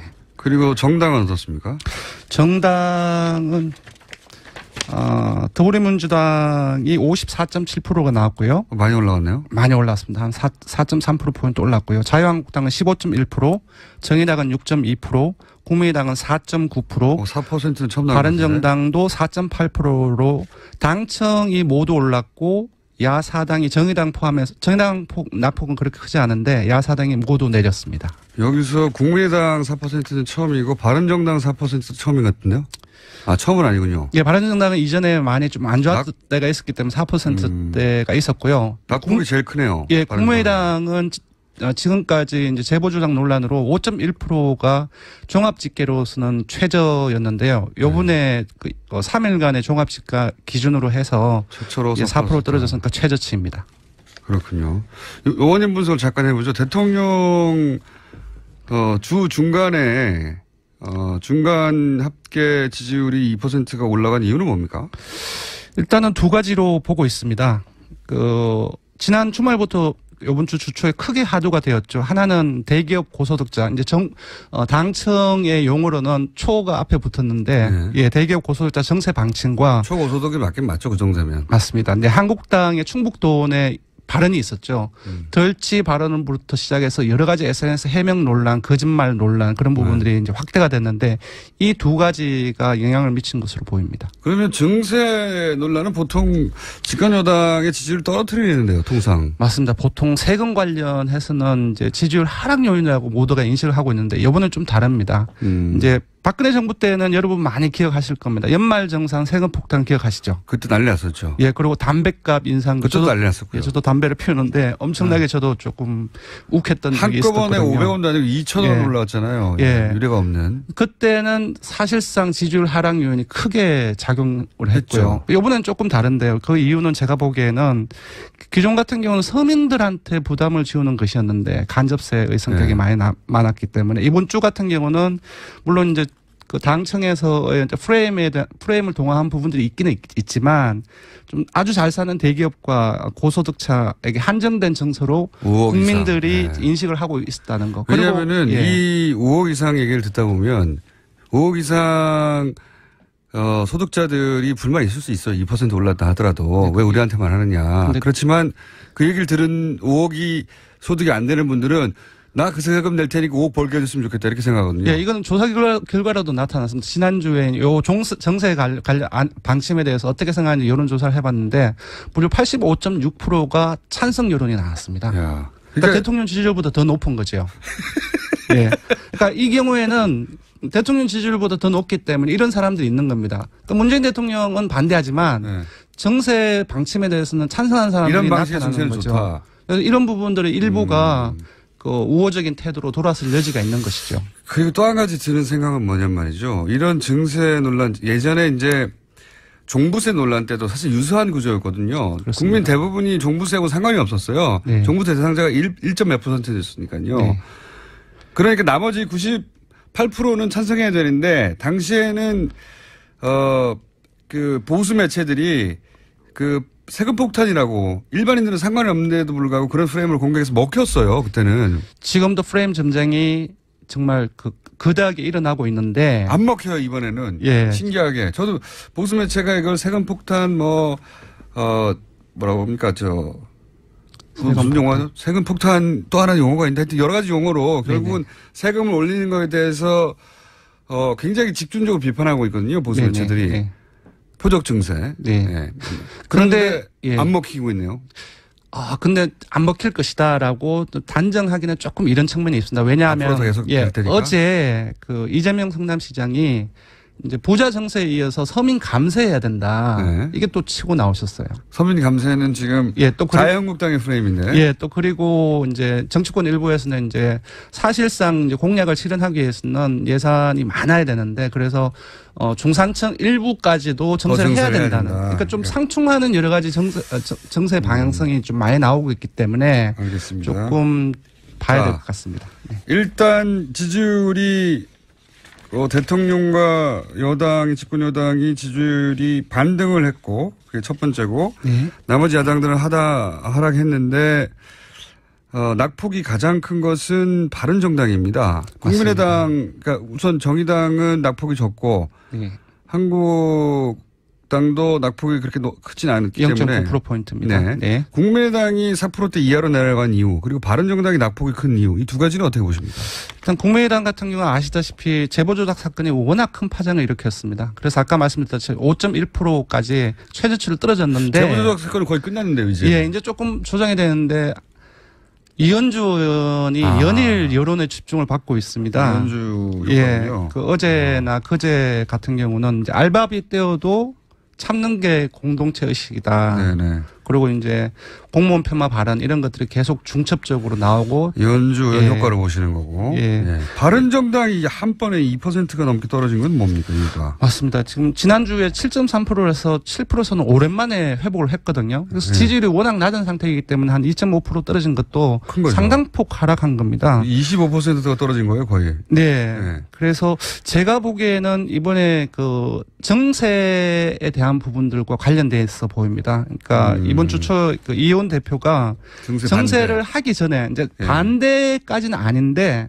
정세를 하기 전에 안 한다고 했으니까 대선 과정에서 하기 전에 문 대통령이 사과해야 된다라는 부분들을 강하게 치고 나왔고 이 부분이 생각보다 상당히 많이 언론을 통해서 많이 부각이 되었습니다. 그러니까 아까 말씀드렸다시피 증세를 반대하는 포지션으로 메시지가 전달됐군요. 예, 그래서 아까 말씀드렸다시피 거의 국민 한 86% 정도가 이번 방침에 대해서 찬성을 하는데 좀 이렇게 대립각이 좀 반대로 나왔기 때문에 메시지를 자세히 들여다보면 정확하게 반대한 건 아닌데 네. 기사 제목만 보고 지나간 경우도 많거든요. 네, 근데 맞습니다. 기사 제목은 증세에 반대하는 메시지로 포지션이 됐다 보니까 맞습니다. 지금 86%가 찬성하는 여론에서 반하는 발언이 됐다. 네네. 아하. 자, 시간이 벌써 거의 다 됐네요. 야, 현안조사 해야 되는데. 자, 현안조사 원래 이거 하려고 만든 코너거든요. 현안조사. 그것마저 알려주마. 네. 오늘 첫 번째 아이템은 뭐냐면 뭡니까?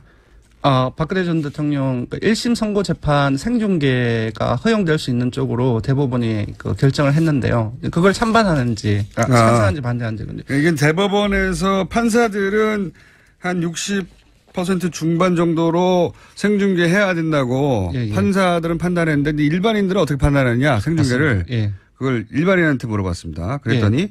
찬성 의견이 66.8%로 10명 중 7명 가까이 찬성을 했고요. 반대는 27.2%입니다. 이건 판사들의 판단하고 비슷하네요. 네. 구체적으로 봐도 대구 경북을 포함해서 거의 모든 지역하고 연령, 정당 지지층, 그러니까 자유한국당 지지층만 반대가 75.6%입니다. 그래서 거의 이념상에서 찬성한다는 대부분으로 나타났습니다.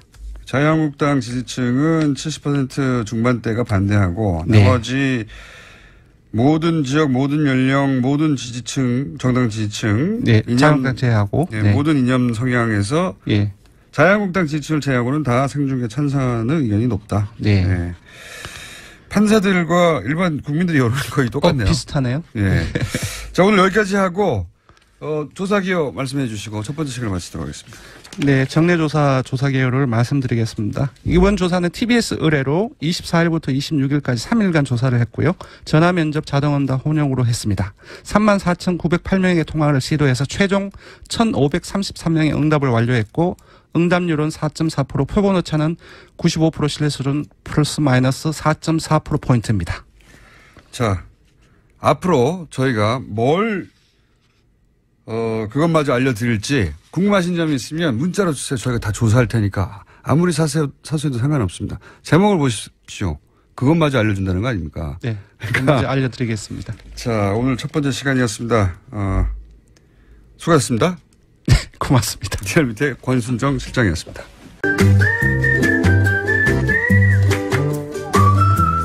도시원 치과 김재림 박사님 나오셨습니다. 안녕하십니까? 네, 두 가지 불만. 네. 요정은요, 이슬만 먹고 삽니다. 두 번째. 요괴라고 제가, 요괴. 그래, 요괴라면 맞지. 시사 요괴. 네. 네. 다음은 그렇게 바꾸시고요. 네. 근데 그것마저 알려주면은 거의 요괴급입니다. 별로 이름이 좋지 않습니다. 그래서 저는 좀 재고해 보시라. 시사 요괴로 또 하지 말라고요? 아니, 시사 요괴, 그건 아니, 요괴는 하시고. 네. 요괴급 그것마저 알려주면은 조금 더 근사한 거로 바꾸시라. 그것마저 알려주면은 좀 약하다. 약한 게라기보다는 네. 좀 요괴스럽다는 뜻이에요. 요괴스럽다. 요괴니까요. 아니, 왜냐하면은, 왜냐하면 굉장히 중요한 건데, 정책에 관련돼가지고 어떤 민심이 있느냐 하는 걸 중요한 건데, 그거를 너무 좀 희화화하는 것 같아서. 예. 네. 그런 의견은. 죄송합니다. 이거 남의 영역을 건드리는 거 아니죠. 그런 의견을 저는 충분히 참고해서 받아들이지 않아요. 알아요. 그래도 또 얘기를 합니다, 저는. 받아들이지 않더라도. 우리 네. 아주 씩씩하게 삽시다. 충분히 참고한 다음에 받아들이지 않는 것으로. 네. 자, 오늘은, 여행 도시에 대해서 얘기하고 있죠, 지난주부터. 우리 도시 여행에 대해서 얘기하는데 오늘은 뭐 시간도 좀 짧고 그리고 우리가 오늘 얘기하려고 하는 데가 통영이니까. 통영이에요? 네, 통영이니까 저는 오늘 먼저 좀 저기부터 얘기를 하자면은 핵심이 이거예요. 그러니까 여러분들 속에 내 마음속 공간을 찾아라. 라고 하는 거예요. 특히 도시 여행이나 여름 여행에서 자기 마음속의 공간을 찾아가는 게 굉장히 중요한데 통영이 바로 그런 겁니다. 내 마음속 그 공간 같은 그런 왜 그런 느낌이. 거죠? 저는 안 가봐가지고. 근데 안 가봤다니까 말이 고제에서 났잖아. 고제에서 자랐잖아요. 진해에서 태어났습니다. 진해, 글쎄. 예. 진해에서 있었는데 어떻게 거기로 안 가요? 통영은. 진해에서 5살까지 살아서. 그러니까 이게 아니 5살까지만 살고 그다음에는 서울에 와서 중고등학교 그다음에 부산에 살다가 중학교 때부터 서울에 살았어요. 아니 그래도 말도 안 되는 거죠. 왜 그러니까 말이 안 이게 됩니까? 문제냐면은요. 발끈. 자기가 가까이 있는 데는 찾아가 보지 않는다는 게 이게 참 문제고요. 진해하고 통영은 그래도 5살이 가긴 멀어요. 아니 그러니까 엄마 아빠하고 같이 가셨어야지. 아니면 좀 책을 읽든가. 그때도 통영이 가볼 만한 곳이었습니까? 아 그럼요. 그때는 지금보다 훨씬 더 로맨틱했죠. 70년대 초반인데요, 훨씬 제가. 그때 70년대 초반이 바로 제가 왜 통영이 제 마음속 공간이냐 중에 하나인데. 실제로 연애하셨구나. 연애했습니다. 배 타고 여행했습니다. 한려스토에서. 그래서 네. 저기 했는데 제가 이제 통영에 대해서 특별히 얘기한 건 지난번에 베를린 얘기하면서 베를린에 이제 우리 김정숙 여사께서 통영에 동백 나무를 갖다 심으셨잖아요. 윤희상 작곡가가 이제 바로 통영 출신입니다. 윤희상 작곡가가 지금 한국으로 못 돌아오고 있거든요. 못 돌아오고 유해가. 유해도 못 돌아올 뿐 아니라 지금 뭐 생가터도 뭐 지금 막 부셔버리고 뭐 지금 난리예요. 그래서 이제 월북 작가라고. 네네. 네. 근데 그거는 뭐 다 이제는 다 클리어가 된 건데도. 그런데 그 통영에 있는 동백나무를 대신 가서 심었죠. 네. 고향의 나무를. 그 굉장히 동백나무가 통영시의 나무이자 꽃이에요. 다 시마다 시꽃이 나무가 있는데 근데 베를린에 심는 거는 제스처는 굉장히 좋았으나 살아남기는 좀 어려울 겁니다. 베를린 무지 춥거든요. 아마 흙도 일부 가져왔었죠. 그렇습니다. 예. 네, 왜냐하면 그래서 아마도 김정숙 여사 마음속에도 통영이 윤희상 작곡가에 대한 존경과 더불어서 그런 마음속 공간이 있지 왜 않았을까. 통영이 멋진 도시입니까? 근데 이제 그렇게 너무 이제 그렇게 하지 말고요. 그렇게 하고 싶어요. 일단은 바다와 네. 섬들이 이제 굉장히 많은데 아니에요. 근데 여기가 뭐냐 정말 재밌는 게 여기 이순신 장군의 마음의 고향이기도 해요. 한산도. 왜 그렇습니까? 아니 바로 한산도에 가까우니까. 아니요 가깝기뿐이 바로 앞에 있는 거고 여기에 수군 저기가 있었으니까. 그렇다고 해서 마음의 고향인 줄 어떻게 아세요? 아니 한산도에서 글을 썼잖아요. 네. 한산도 수루에 앉아서. 난중일기에 통영 나오나요?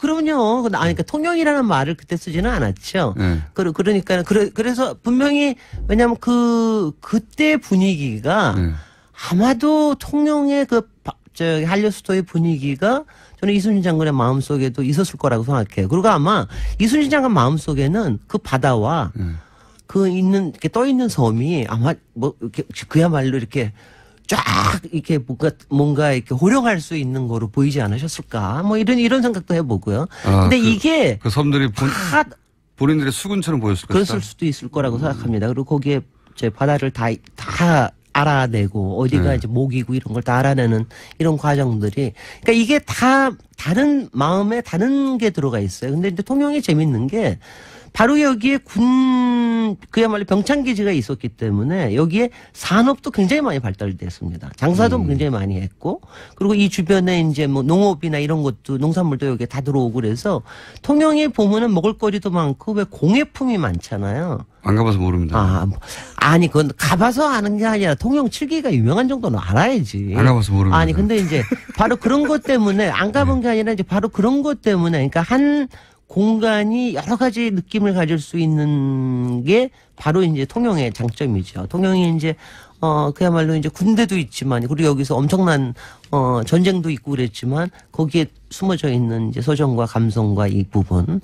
근데 여기서 다른 하나만 더 얘기하면은요. 다른 거 다른 점이 뭐예요? 통영만의. 보세요. 아니 바다하고 섬이 지금 그걸 물어보고 그래요. 아니 바다와 섬이 있는 곳이 다른 것도 있는데 통영만의. 이렇게 얘기하시면 조금 좋을지 몰라. 제가 그 얘기 하려고 왔는데 노무현 대통령이 통영이 정말 마음속의 공간이셨어요. 네. 제가 이제 왜 그걸 알았냐면은 그건 직접 대면에서 말씀하시다가 네네 2004년인가 이렇게 저기 했는데 통영항이라고 하는 그림을 청와대에서 구입을 했어요. 네. 근데 그게 이제 정말 무슨 피카소가 그린 것보다도 더 느낌이 강해요. 코발트 블루로 해가지고 전영님이라고 하는 굉장히 오래 나이가 그때도 벌써 90 넘으신 분인데 이런 분이 그리신 그림을 통영학을 사셨어요.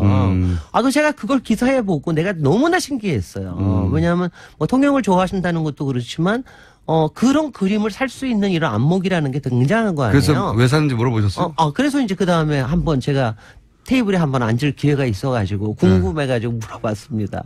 한번 물어봤다가 한 30분쯤 묶여가지고 말이 많은 분이니까. 통영이 왜 내 마음속 공간인가라고 하는 얘기를 노무현 대통령이 통영에 대해서 어쩌다가 마음에 훅 들어왔는지를 30분 동안 설명하시고요. 30분 동안 설명을 하시고 지금도 가면은 왜냐면 통영에 가면 요약하면 무슨 얘기인가요? 가슴이 벌렁 뭐냐면 이거예요. 지금도 이제 가보실 수가 있습니다. 지금도 이제 거기 다라공원이라는 데를 가시면은 거기 가면은 이제 앞에 미륵산 보이고 그리고 섬들이 떠 있는 게 보이고 여기에 저녁 노을이 싹 저기 들 때 그럴 때 가보시면 이게 들어옵니다. 그리고 다시 연애도 해보시든가 뭐 하든가 뭐 그런데 마음이 훅 바로 들어온다고요? 그게 그러니까 이제 그 노무현 대통령 마음속에 그 미륵산 왜냐 거기 가셔서 미륵산과 그걸 보면은 그러니까 가슴이 뛰기도 하고 가슴에 그동안 있었던 것이 쫙 가라앉기도 하고 이제 그런 얘기를 하시더라고요. 근데 저는 그때 그래서 제가 노무현 대통령께 반한 순간 중에 하나였습니다. 왜요? 왜냐하면요. 우리 김어준 고향장께는 반할 수가 없는 게 자기가 좋아하는 내 마음속 공간이 없는 사람은요. 왜 없다고 생각하세요? 많은데 저도. 있겠죠. 그러니까 그건 나중에 얘기합시다. 내 마음속 공간을 통영이 아닐 뿐. 가지고 있는 사람이 그 공간에 대해서 얘기하는 거의 깊이라는 거는요 굉장히 다릅니다. 그래서 자기가 왜 공간을 마음에 담았는지 설명하는데 많아졌다고요? 윤희상 선생님이 그 앞에서 자기 고향에서 통영 앞바다에 그 양반이 얘기한 건 딴 것도 아니에요. 그냥 바닷물이 철썩되는 파도 소리만도 죽겠는 거예요. 말하자면은. 이제 그런 얘기를 하실 수 있는 거. 그리고 이제 그 전영님 작가도 통영 출신인데 그 자기 안에 들어있는 그 자기의 고향을 그렇게 그려낼 수 있는 거. 그 다음에 가령 박경리 선생님의 토지 같은 경우에는 통영에서 잘하셨잖아요. 근데 왜 통영에서 이순신, 전영님, 윤희상, 박경리 그 외에도 굉장히 많은 분들이 왜 태어날 수 있었을까? 다른 동네에서도 많은 위인들이 태어났어요. 아니에요. 그것도 분명히 있지만 그런 것들이 태어날 수 있게끔 되는 그 판타지가 있습니다. 통영만에. 그걸 보고 자라게 되면. 네, 그게 있습니다. 그래서 그런 영혼이 풍성하게 된다. 그게 저는 우연히 그야말로 20대에 연애하느라고 그걸 발견을 했지만 여러분들도 가실 때 가셔서 뭐 충무김밥만 먹고 오시지 말고 그러니까 맨날 그런 것만 하시지 말고 그 앞에서 그러니까 그런 공간을 좀 느껴보시는 게 굉장히 중요해요. 그래서 저는 우리가 이제 외국에 무슨 뭐 그리스 도시라든가 이런 얘기들 많이 저기 하고 그러는데 통영만이 가지고 있는 그 맛을 여러분들도 좀 느끼시고 마음에 받아들이세요. 네, 황교익 선생님한테 통영에서 먹거리 뭐 있나 물어봤는데.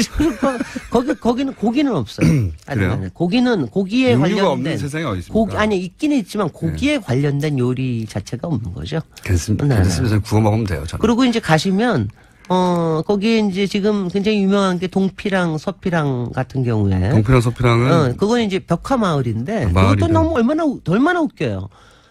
시에서는 없애려고 그러는데, 그냥 민간 단체들이 그 예술가들이 모여가지고 자기네들끼리 국제 무슨 벽화전 해가지고 만들어가지고 보존하는 거예요. 지금 제일 유명한 마을 벽들을 그림을 그려서. 그래서 그게 서피랑부터 시작을 해가지고 동피랑 이렇게 해가지고 이제 늘어나고 있고요. 통영이 국제 음악제가 굉장히 유명한 거 아십니까? 그건 들어봤습니다. 그것도 윤희상 때문에 생긴 거고. 그 다음에 남망산 조각공원을 가시면 정말 세계적으로 유명한 그 조각가들의 그 제가 통영에 갈 때마다 아니 왜 여기에 세계적인 게 다 모여 있는 거야. 이런 느낌이 들 정도로 참 대단한 알겠습니다. 스피릿을 가지고 있습니다. 김진애 박사님이었습니다. 감사합니다. 안녕. 안녕.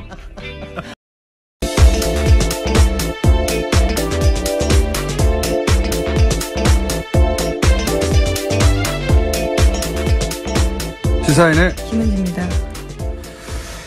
원래 담뱃값을 인하한다면 전 세계적으로 환영을 받게 돼 있어요. 전 세계적으로요? 네. 전국적으로가 아니고요. 네. 담뱃값 인하한다고 해놓고 물론 인하한다고 하는 나라는 없습니다. 언제나 올라가지. 하지만 인하한다고 하면 환영받게 돼 있어요. 최소한 흡연자들한테는. 담배값 인하를 발표해놓고 이렇게 인하 법안 발의를 바로 해놓고 이렇게 욕먹는 거는 유례가 없는 일입니다. 담배값 인하한다고. 근데 이제 실제 이 법안이 발의되고 나면 또 찬반 여론이 생기긴 생길 거예요. 어쨌든 흡연자들 중에는 이제 싸지면 좋잖아요. 더군다나 더 싼 담배도 새로 만드는 방안을 만든다고 하니까. 실제 인하되기는 뭐 거의 불가능하죠. 예. 이미 그 세수를 기반으로 한 복지 예산을 짰을 테니까요. 예. 복지 예산 안 그래도 부족한데. 그래서 이제 이런 게 나온 거죠. 엿을 드시라고. 네. 새누리당에서 올린 지 얼마 되지 않았습니다. 근데 새누리당 내에서도 조만간 여러 가지 말들이 나올 수밖에 없어요. 이게 워낙 다른 당이 이렇게 한 걸 바꾸자고 할 수는 있어요. 자기 당에서 하는 이야기죠. 자기들이 실제로 집행했습니다. 불과 3개월 전에 3개월 전까지도 유효한 조세 정책인데 이걸 3개월 후에 갑자기 국민 건강을 위해서 했던 거를 이제는 서민을 위해서 이게 설득될 리가 없는데 여하간 앞으로 한동안 제가 보기엔 이거 가지고 논란이 커질 겁니다. 자, 다음 뉴스가 아니라 첫 번째 뉴스는요. 네, 어제 이재용 삼성전자 부회장 재판 있었습니다. 여기에 최순실 씨가 증인으로 나왔습니다. 특검이 신문을 시작했지만 최 씨는 재판장께 할 말이 있다면서 증언 거부권 행사하겠다고 밝혔습니다. 그 이유에 대해서요. 자신은 특검을 신뢰하지 못한다면서 지난번에 갑자기 자기 딸을 데리고 가서 먼저 특검이 증인 신문을 강행했다라고 주장했습니다. 뿐만 아니라 딸로 하여금 자신을 압박하는 제2의 장시호 만들기를 특검이 하고 있다. 이렇게 밝히기도 했는데요. 또 과거의 특검 수사에서 검사가 삼족을 멸하고 손자를 가만히 안 두겠다라면서 옛날 임금도 하지 못한 이야기를 하고 있다. 주장하기도 했습니다. 그러자 재판부가요. 그러면 왜 재판에 나왔냐라고도 묻기도 했습니다. 그래서 결국은 뭐 휴정했다가 다시 재개했다가 재개 5분 만에 끝난 거죠. 네. 여러 차례 재개했는데요. 계속 증언을 하지 않아서 심지어 최순실 씨가 이런 주장까지 했습니다. 증언을 거부하는데 자꾸 특검에서 물어보는 건 고역이라면서요. 고문하는 방식으로 해야 하냐라고 반발하기도 했다고 합니다. 딸을 데리고 가서 뭐 어쩌고저쩌고 하는 거 딸이 먼저 연락했다니까요. 본인이 얘기했잖아요. 그리고 네, CCTV를 봤더니 특검차를 향해 달려가지 않습니까? 특검차로부터 도망가는 게 아니고. 그리고 이제 이 삼족을 멸하고 이건 거짓말이 틀림없다고 저는 검찰을 경험한 사람으로서 얘기할 수 있는데 요즘 검찰이 이렇게는 안 합니다.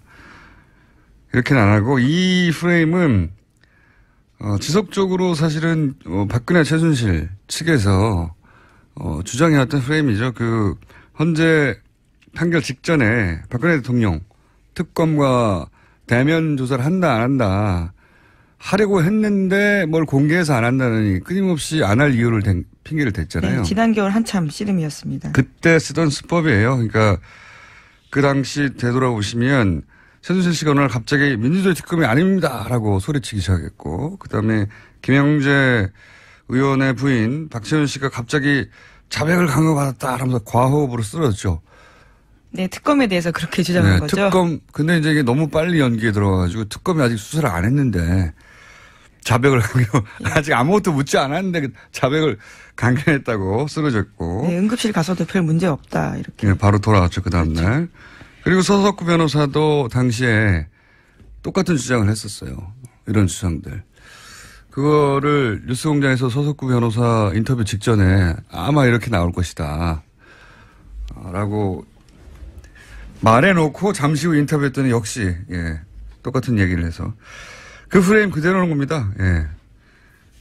특검 수사에 흠집을 내려고 하는 태도이죠. 강압 수사 한마디로 말해서 강압 수사 프레임이고 그래서 정당성도 없고 위법하다. 지금은 고문하는 방식으로 해야 하느냐 이런 얘기를 하지 않습니까? 무슨 고문을 하는 방식이에요. 재판관 바로 앞에서 사람들 다 있는 듯 하는데. 네, 포괄적 진술 거부를 할 수 없기 때문에 각각을 물어보는 방식으로서 거부하라고 했지만 그게 고문이라고 주장하는 거죠. 질문을 너무 많이 해서 고문이라는 거잖아요. 말이 안 되는 이야기인데 어쨌든 프레임이 딱 그렇게 잡힌 거죠. 강압적으로 우린 당했다. 그래서 다른 진술들도 그것은 강압에 의한 진술이라고 주장하려고 하는 그런 프레임이고 거짓말입니다. 라고 저는 주장하는 바이고 어쨌든 이재용 부회장 재판이 이제 재판이 아니라 구속 기한이 딱 한 달 남았거든요. 그렇죠? 네, 8월 27일입니다. 그러니까 한 달 남았어요. 그러니까 한 달 후면 만약에 한 달 내에 재판이 끝나지 않으면 일단 석방된 상태에서 이제 구속이 만료되니까. 네, 그래서 지금 받겠죠. 재판부는 8월 27일 전에 결론 내리겠다라는 태도입니다. 알겠습니다. 예. 이재용 부회장 재판은 이런 식으로 진행되고 있습니다. 여전히 각 증인들이 제대로 증언하는 사람이 아무도 없는 거예요. 삼성 쪽에서는 아예 아무 말도 안 하고. 예. 그렇죠. 증언 거부하고 있습니다. 최순실 씨도 나와서는 원래 여기는 질문을 받는 자리지 자기 주장하는 자리가 아니거든요. 판사도 물을 때가 있어요. 변호사나 검사가 서로 신문하고 반대 신문하고 그런 사이에 자기 답변을 하는 자리지 묻지도 않았는데 이런 얘기를 한 거예요. 지금 특검을 신뢰하지 못하기 때문에 장시호를 만들었고 삼족을 멸하고 막 혼자. 그러면 재판장이 이게 그런 말을 했겠죠. 틀림없이. 여기는 질문에 답하는 자리라고. 네, 그렇죠. 왜 나왔냐라고 물어봤습니다. 네. 최순실 씨는 상관이 없는 거죠. 자기 하고 싶은 얘기 막 하고 언론들이 그걸 받아쓰기를 원하는 거고 그런 언론 플레이를 하고 있다. 여전히. 다음 뉴스는요. 네, 계속해서 이재용 삼성전자 부회장 재판 소식 관련해서 전해드리면요. 어제 장충기 전 사장과 이현수 국정원 전 기조실장이 주고받은 문자 메시지 알려드린 바 있습니다. 국정원이 이 전 실장에 대해서 감찰을 벌이고 있다라고 SBS가 보도했는데요. 이 전 실장 같은 경우에는 지난 2013년에 최순실 씨에게 국정원 기조실장 인선 청와대 문건 넘어간 적 있다 밝혀진 바 있습니다. 국정원은 이 전 실장이 삼성을 위해서 감사원 인사에 개입한 의혹에 대해서 먼저 감찰하고 있다고 하는데요. 이거 관련해서도 지난 4월 달에 재판에 내용이 나온 적이 있습니다. 이 전 실장은 장충기 전 사장과 감사원 사무총장 인사에 대해서 이야기를 한 바가 있다는데요. 메르스 사태로 삼성병원에 대해서 감사 청구가 논의되던 2015년 7월 달입니다. 장충기 당시 사장이 이 실장에게 감사원 사무총장 후보로 거론되던 이모 씨에 대해서 반대 뜻을 밝힌 것으로 나옵니다. 이게 뭐 복잡해 보이지만 간단합니다. 삼성 사장과 그리고 국정원 고위 간부가 당시 메르스 사태 때 삼성병원을 감사해야 한다고 얘기하니까 감사원의 사무총장 후보를 감사받을 대상인 삼성 사장이 그 사람 싫다고 국정원의 고위 간부한테 얘기하니까 국정원의 고위 간부가 알겠다고 그러면 풀어보겠다고 문제를 해결해보겠다고 한 다음에 실제 사무총장이 누가 됐냐면 이건희 회장 변호사가 됐어요. 네, 싫다고 했던 사람은 결국 안 된 거죠. 이게 국가기관 인선을 사기업 사장하고 의논해가지고 사기업 시장이 싫다고 그러니까 바꿔준 겁니다. 네. 국정원도 사실 사무총장 인선에 개입할 수 없는 사람인데 이런 당연하죠. 상황입니다. 당연한데 그러니까 삼성이 국정원을 통해서 국가기관 인선도 마음대로 할 수 있었고 국정원은 기꺼이 삼성 이야기를 들었다는 얘기고요. 삼성의 국정원이었던 거죠. 국가기관이 이게 자기들 마음대로 나를 운영한 거예요. 감사를 받을 대상이 감사를 할 사람을 자기 마음대로 정한 거죠. 네. 감사원이 삼성병원을 감사해야 되는데 거기에 감사원의 사무총장 후보가 마음에 안 드는 사람이니까 다른 사람을 바꾸라고 했더니 실제 이건희 회장 자기들 대장 변호했던 변호사를 거기다 갖다 놨어요.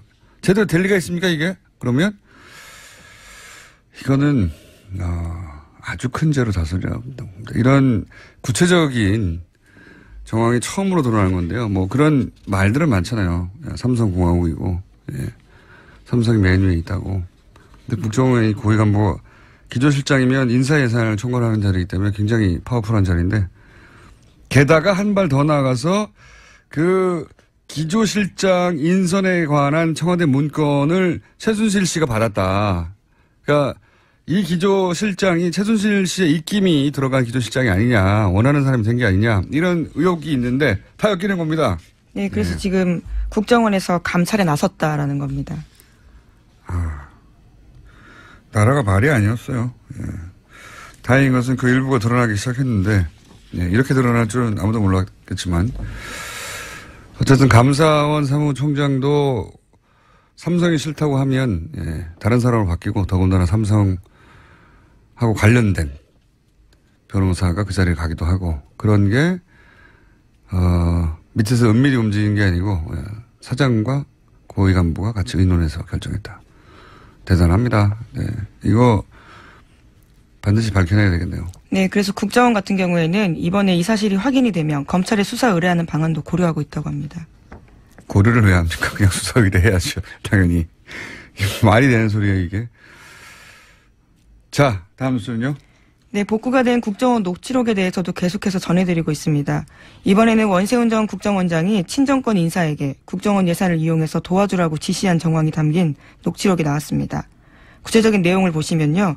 원세훈 전 원장이 4대강 사업과 지방선거 및 총선에 대한 적극 대처를 지시하면서 우호 세력에게 국정원 예산을 지원해줘라. 눈에 안 띄어야 되면 쿠션을 넣어서 지원해라. 이런 취지로 지시했다라고 합니다. 여기서 이제 4대강 사업은 그렇다고 쳐요. 예. 당시, 일종 국가 사업이었기 때문에. 근데 지방선거하고 총선에 국정원 예산을 지원해주라는 게 이게 무슨 말인지 모르겠는데 이게 누구한테 혹은 어디에 얼마가 들어갔냐 밝히면 이것도 대단한 사건이라고 봅니다. 이 하나하나 국정원 관련은 대단히 은밀하게 진행됐고 그리고 예산이 어마어마하기 때문에 그리고 가장 대통령 직속기관으로서 가장 많은 정보를 가진 것이었기 때문에 국정원 사건들은 하나하나가 어마어마해요. 이 사건들 하나만 따져도 요거 하나 그러니까 국정원이 당시 여당 지방선거나 총선에 국정원 돈을 써서 지원해줬다. 어떤 식으로? 네, 쿠션을 넣어서 그러니까 속칭 우회해서. 추석 60분을 통해서 제기됐습니다. 추석 60분이 웬일입니까 이제. 제기됐고 그때 이런 얘기도 있었죠. 김무성 전 대표의 사위 A모 씨의 집에서 주사기에서 이제 DNA가 나왔는데 DNA가 사위의 DNA가 아닌 제3자의 DNA도 있었다. 그러면 제3자가 누군지 조사하고 제3자에 대해서 이 국가수 DB에 등록해야 된다 얘기가 있었거든요. 근데 국가수 DB에 이 제3자의 그 DNA는 등록을 안 했어요. 그래서 제3자가 누구냐 도대체 국가수 DB에서 뺄 만큼 당시에는 국가수 DB에는 이렇게 복수의 DNA가 있을 때는 등록하는 절차가 없다 그러는데 그 거짓말이었거든요. 거기 있는 건데 누군가를 뺐어요. 누구를 뺐느냐. 그 얘기가 이제 다시 나오겠죠. 그거가 묻혀있던 사건인데 추석 60분이. 네, 검찰이 바둑이 수사한 거 아니냐라는 의혹이 제기되고 있는 거죠. 실제로 김무성 전 대표의 사위는 양형 논란도 있었습니다. 굉장히 가볍게 처벌받았다라는 거죠. 검찰이 항소하지도 않았었고요. 그때 검찰도 항소 안 했고 그때 이제 드러난 마약이 5종류였거든요. 예.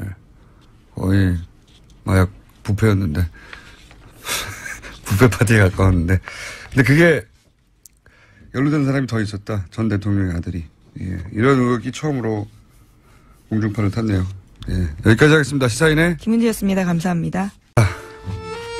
두 분 다 오랜만입니다. 네. 내부자 둘. 더불어민주당 안민석 의원 나오셨습니다. 네, 최순실 루트 따라잡기 미션을 마치고 온 안민석 의원입니다. 유럽에서 뉴스공장의 인기가 하늘을 찌를 듯한 것을 실감을 하고 왔습니다. 전 세계에서 하늘을 찌르고 있습니다. 네. 어떻게 하늘을 찌르는지 좀 이따 말씀해 주시고요. 자유한국당의 김성태 의원님 나오셨습니다. 예, 김성태입니다. 무더운 날씨 다들 고생이 많습니다. 거기까지입니까? 좋은 여름 하십시오. 좋은 여름 하십시오. 굉장히 독특한 멘트면 좋은 여름 하십시오. 네. 자, 두 분 다 해외에 나갔다 오셔가지고, 예, 저희가 간만에 해서 매우 반갑습니다. 먼저 안민석 의원님은 여기저기 이제 유럽 5개국에 방문하셔서 최순실 일가 재산을 추적한다고 막 동네방네 얘기하고 가셨지 않습니까? 그리고 나서 저희 방송에 나와서 처음으로 얘기할 줄 알았더니 어제 JTBC에 나와가지고 홀라당 배신을 하고 말이죠. 아니 김원중 공장장도 어떻게 하다 그렇게 됐어요. 안민석 의원하고 김어준 세월이 공장장하고 하루 이틀이 아닌데 말이죠. 뭐 하늘이 두 쪽 나도 영원할 거로 이렇게 보이는데. 일각에서는 배반이라고 하지만 또 전문 용어로 몸값 올리기라고. 몸값 올리기. 어제 밤에 홀라당 나오셨더라고요. 그래서 손석희 사장님하고 막 인터뷰하고 막 거기서 사랑받으시려고. 읽혔어요, 그게? 그런데 거기서도 본인 입으로 그 내용을 다 적나라하게 하지도 않습니다. 그러니까요. 다음 곧 있을 취재한 결과가 JTBS 프로그램 홍보까지 스포트라이트에서. 아니, 왜냐하면 제가 스포트라이트 그 이럴 수 팀을 있습니까? 제가 하루 전에 그 몇몇 우리 그 탐사 보도가 있죠. 각 언론사마다 탐사 했는데 보도팀이요? 예. 스포트라이트만 하루 전에 이야기했는데 이제 가겠다고 해서 몇몇 방송국이나 언론사에 탐사보도팀에 우리 가니까 같이 취재에 가겠냐. 네, 왜냐하면 했는데 거기만 따라갔다. 은닉재산을 추적하는 과정은 이건 하나의 그 역사적인 이거는 그 자료 흔적으로 남겨놔야 된다는 그런 생각에서. 그렇죠. 그런 의미도 있고 의원님이 또 TV 나오고 싶으셨겠죠. 그런 측면도 없지 않나 있고요.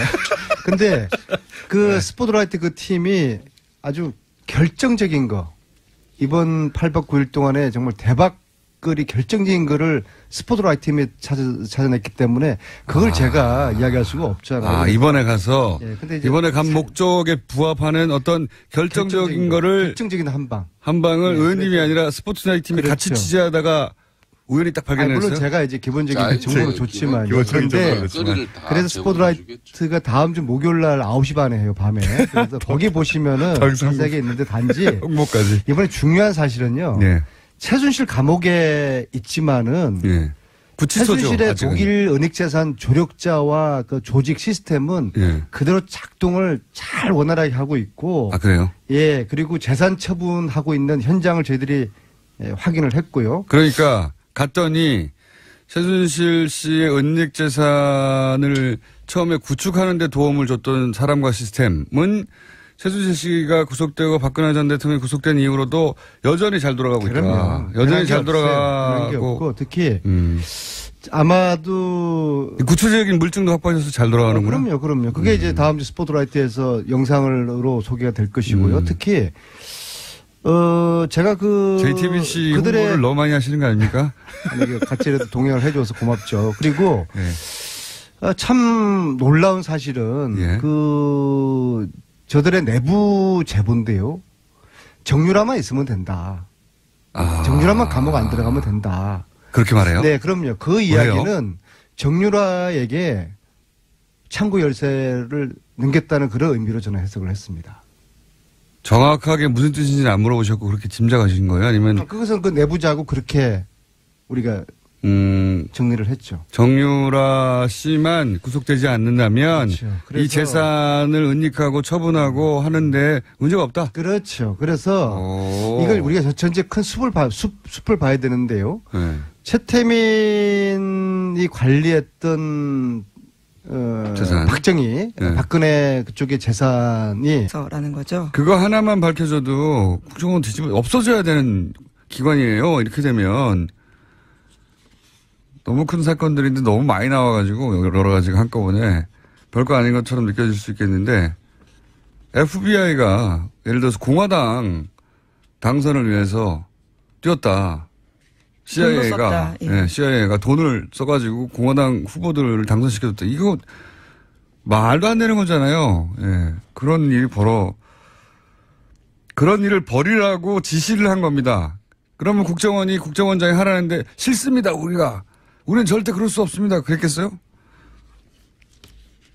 그런 사건. 네, 물증이 또 하나 나온 겁니다. 자, 하도 문건이 많이 나와가지고 문건이 최근에 쏟아진 건 청와대가 첫 출발이고요. 그리고 또 하나는 디도스 사건, 선관위 디도스 사건, 그때 특검팀에 줬어야 할 문건 700건이 고스란히 검찰 내에 잠자고 있다가 청와대로 바로 날아갔다. 네, 박근혜 정부의 청와대에 들어간 거죠. 그 700건이 있고요. 그런 다음에 최근에는 이제 국정원 TF가 출발한 이후에 복구하고 있는 문건들이 있는 겁니다. 자체적으로 복구한 겁니다. 하도 문건이 여러 군데서 동시에 나와가지고 그리고 다 거기에 국정원이 거론되다 보니까 이게 어디서 나왔나 했을 텐데 문건이 하여튼 세 종류가 있다.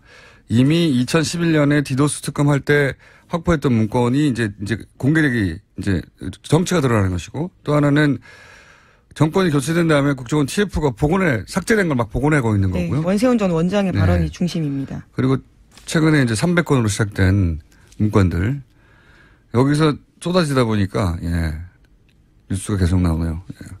하여튼 그 쏟아지는 가운데 굉장히 충격적인 거거든요. 국정원의 고위간부하고 삼성 사장이 국가기관의 인선을 자기들끼리 결정했다는 거. 그리고 국정원 예산으로 총선과 지방선거를 도와줬다는 거. 어떻게 도와줍니까 도대체? 상상이 잘 안 가는데. 도와줬다는 거죠. 이게 국정원 이제 하라고 그랬으니까. 네, 예산을 지원해주라고 했기 때문에요. 돈을 쏜 거죠. 뭘 어떻게 했을까요? 이거 세 개 뉴스였는데 벌써 시간이 거의 다 돼. 제목만 빨리빨리 짚고 넘어가죠. 네, 감사원에서 4대강 네 번째 감사를 하는데 결과가 뒤집힐지 주목이 된다라고 동아일보가 보도했습니다. 2010년 첫 감사에서 예비 타당성 조사에 면제됐었는데요. 이것이 문제가 있다는 취지로 지금 감사원이 다시 보고 있다는 겁니다. 저는 사법부 얘기를 계속 하는데 최근에 사법부도 사법부를 어떻게 연주할 것인가 사법부가 이상하게 돌아갈 때 도대체 이 얘기를 계속 하는데 여기에는 대법원 사법부의 책임도 있어요. 왜냐면은 당시 이제 소송단을 꾸며가지고 4대강에 반대하던 시민단체와 국민들이 예비 타당성 조사를 생략했단 말이죠. 돈이 20조가 들어가는데 이 돈이 들어가서 제대로 쓰일 수 있고 제대로 쓰일 만한 사업이고 돈을 투자할 만한 가치가 있는가 이런 조사를 해야 되잖아요. 예, 예비 타당성 조사입니다. 그게. 그런 걸 조사해야 되는데 그걸 안 했단 말이죠. 4대강은 생략해버렸어. 그냥 돈을 써버렸어요. 그래서 이게 말이 되느냐고 소송을 했는데 당시 결론이 뭐였냐면 예비 타당성 조사는 그러니까 사업 때문이 아니라 예산 편성을 위한 절차일 뿐이다. 별도라는 거죠. 이게 말이 안 되는 겁니다. 예산 편성을 왜 해요?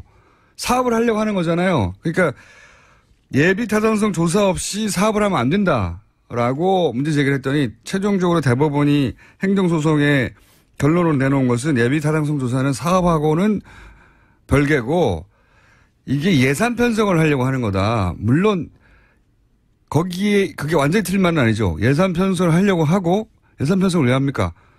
예산 편성을 해서 사업을 하려고 하는 거잖아요. 이런 말도 안 되는 형식 논리를 가지고 결국은 4대강 사업 위법하다고 막아달라고 행정소송을 냈는데 사법부가 그냥 당시 이명박 정부가 원하는 대로 답을 내줬어요.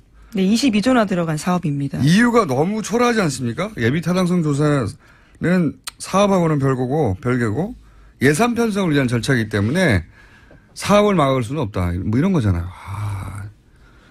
이거는 형식 논리는 맞지만 예산 편성을 결국 사업 때문에 하는 건데 예산 편성해놓고 돈 안 씁니까? 이런 이유로 그냥 하게 해줬단 말이죠. 이 질문도 다시 해야 된다. 사법부가 정부의 눈치를 볼 때, 권력을 눈치를 볼 때 어떻게 하는가, 어떻게 해야 되나. 제목 한두 개 읽고 가죠. 네, 경찰청에서 박근혜 정부 불법 폭력 시위 단체 목록이 나왔는데요. 여기에는 보수 단체는 하나도 없다고 합니다. 대신에 진보 성향 단체가 57곳이었습니다. 거기에는 세월호 관련된 단체도 포함되어 있다고 합니다. 네. 세월호 단체는 폭력으로 규정해놓고 경찰이 어버이연합 실제 경찰 수장을 두드려 팬 거는 어버이연합이에요.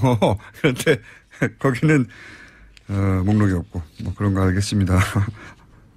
또 하나 정도 읽고 끝낼 수 있을 것 같습니다. 네, 어제 추정 60분 방영되는데 화제가 되고 있습니다. 이명박 전 대통령의 아들인 이시영 씨가 마약 스캔들 수사에서 제외됐다라는 주장이 나왔기 때문입니다. 이건 사실 사건 초기부터 있었어요. 예. 당시에 그 스캔들은 김무성 전 대표의 사위에 그렇죠. 포커스가 맞춰져서 사건이 좀 진행되는 듯 하다 흐지부지 끝나버렸는데 근데 이게 김무성 전 대표의 사위 때문에 흐지부지 된 게 아니라 이명박 전 대통령의 아들 이시영 씨 때문에 흐지부지 된 거 아니냐라고 하는 그런 식의 의혹이 실제 그때 있었죠. 근데 이제 2년 지나고 나서 이 사건이 이명박 전 대통령 아들 이시영 씨가 연루된 거 아니냐고 하는 의혹이 어제 최순실에게 넘어간 거 아닙니까? 네. 그리고 이미 최순실에서 재산은 정유라로 지금 다음 세대로 넘어가고 있다. 다음 세대로 넘어가고 그렇게 있다. 이번에 파악을 한 게 굉장히 이제 의미 있는 거라고 보고요. 그런 짐작이 아니라 그 짐작을 확인시켜주는 내부자. 예, 내부자의 이야기. 내부자. 이번에 뭐 정권 바뀌고 난 다음에 이제 처음 갔거든요. 전체적으로 네 번째 갔지만은 근데 그 내부자들 최순실을 도와줬던 특히 교포들 중에서 파독 강부 출신들 예. 그 어르신들이 굉장히 많은 이야기를 해주셨고 그래서 자세한 이야기는 스포트라이트 보시고 또 특히 다음 주 목요일 날 2시에 이런 걸 해요. 의원님 여기 나와서 그 얘기를 하셔서 자꾸. 아니 교통방송에서 이 서정가에 화제가 있는 베스트셀러들만 골라서 북콘서트를 따로 하는 프로가 있더라고요.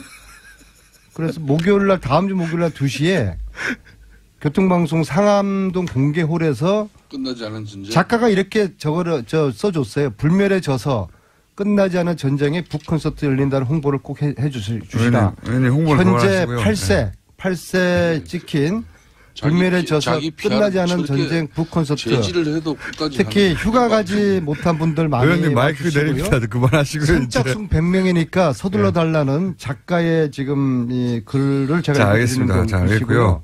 아무튼 선착순 100명이고 아니 그러니까 알겠어요. 90명까지 참모양입니다. TV 오늘 여기 나와서 그러면 그 독일에 가서 취재하신 다른 유럽국가 5개국 가서 취재하신 내용은 오늘 밝힐 내용이 아무것도 없어요, 그러면? 그리고 앞으로 제가 할 일이 이제 없어진 게요. 어제 검찰 국세청 관세청이 재산 추적 전담팀을 만들어서 활동을 시작했다고 언론에 나지 않았습니까? 그렇죠. 그래서 의원님하고 안원구 청장이 발견해낸 스위스 페이퍼 컴퍼니, 네덜란드 페이퍼 컴퍼니를 실제 수사하고 있다고. 네. 한 건 하신 거예요, 큰 건. 그 5번째 다음 달 갈까 말까 했는데 아마 안 가도 될 것 같습니다. 그래요? 네. 근데 그 수사는 결국은 의원님하고 안원구 청장하고 또 꼽사리로 주진우 기자가 같이 가가지고 실제 처음 단서를 잡아낸 거잖아요. 아니 저희들 그 단서뿐만 아니라 저희들이 거의 이 돈 세탁의 흐름이라든지 조력자들의 그 조직 시스템을 거의 다 파악했는데 이거를 이제 수사팀에 전해드리면 되고요. 특히 그러니까 현직 의원, 기자, 그다음에 전직 국세청장 네. 세 분이 자비로 가가지고 노승일도 있고요. 네. 노승일 그렇죠. 노승일 씨도 서운해하죠.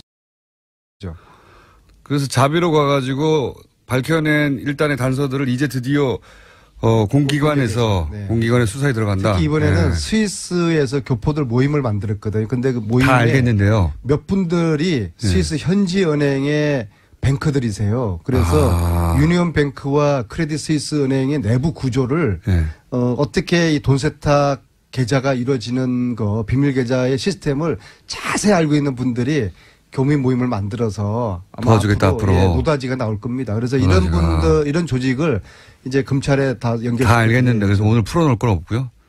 스포트라이트 보시고 다음 주 북콘서트 오시면 됩니다. 북콘서트 다음 주 목요일 2시입니다. 자 그러면 의원님은 이제 가만히 계세요. 이제 저희가 2주를 기다려서 뭐 새로운 보따리 들고 온나 했더니 스포트라이트를 보라고 자꾸. 자 그러면 김성태 의원님 이제. 오랜만에 나오셨는데 자유한국당의 사정은 그렇게 밝지는 않습니다. 최근에 예를 들어서 유석춘 위원장 취임하고 나서 위원들도 그렇고 본인은 이제 극우가 아니라고 하는데 자꾸 이제 뭐랄까요 친일본적인 그리고 박근혜 전 대통령 탄핵은 문제가 있었다. 는 인식, 그리고 탈당한 사람들에 대한 책임을 묻는 거. 뭐 이러면서 시끄럽지 않습니까? 네. 개혁을 한다고 했는데 거꾸로 가는 거 아니냐. 과거로 회귀하고 박근혜 시대를 더 거슬러 와서 박정희 시대까지 가는 거 아니냐. 유신도 문제가 없다고 하니까. 짜증나. 그 지난 대선에서 승리한 뭐 어떻게 보면은 최순실 국정농단 때문에 가장 큰 수혜와 은혜를 입고 탄생한 정권이 문재인 정권인데. 은혜까지요? 집권당인 민주당은 이제 집권을 했음에도 어떻게 더 혁신하고 또 당의 시스템을 더 현대화하고 더 국민 정서에 맞는 당청 관계를 가져갈 것인가 이런 고민을 하고 있는데 야당이 된 저희 자유한국당은 아직까지 탄핵 찬성이냐 반대냐에 뭐는 이런 끝날 길 없는 입시름 논쟁을 하고 있다는 이 자체가 참 안타까운 일이죠. 아니 근데 거슬러 올라가서 유신까지 거슬러 올라가지 않습니까? 그때도 문제 없었다고. 게다가 이 탄핵 문제는 이미 우리 국회를 넘어서 헌법재판관 전원이 만장일치로 결정까지 받은 그런 사안인데 한편 말로는 헌법재판소의 판단을 이렇게 존중한다고 하고 실제로는 탄핵을 부정한다면은 우리 자유한국당의 혁신에 대해서 우리 국민들이 그 진정성을 누가 가지겠습니까? 그런 측면에서 저는 우려고 보수의 진정한 정체성이 무엇이고 또 새로운 보수상을 어떻게 재설정해야 하는 것은 지금 질이 멸렬한 보수가 제일 먼저 다뤄야 할 문제죠. 국민적 심판이 끝난 탄핵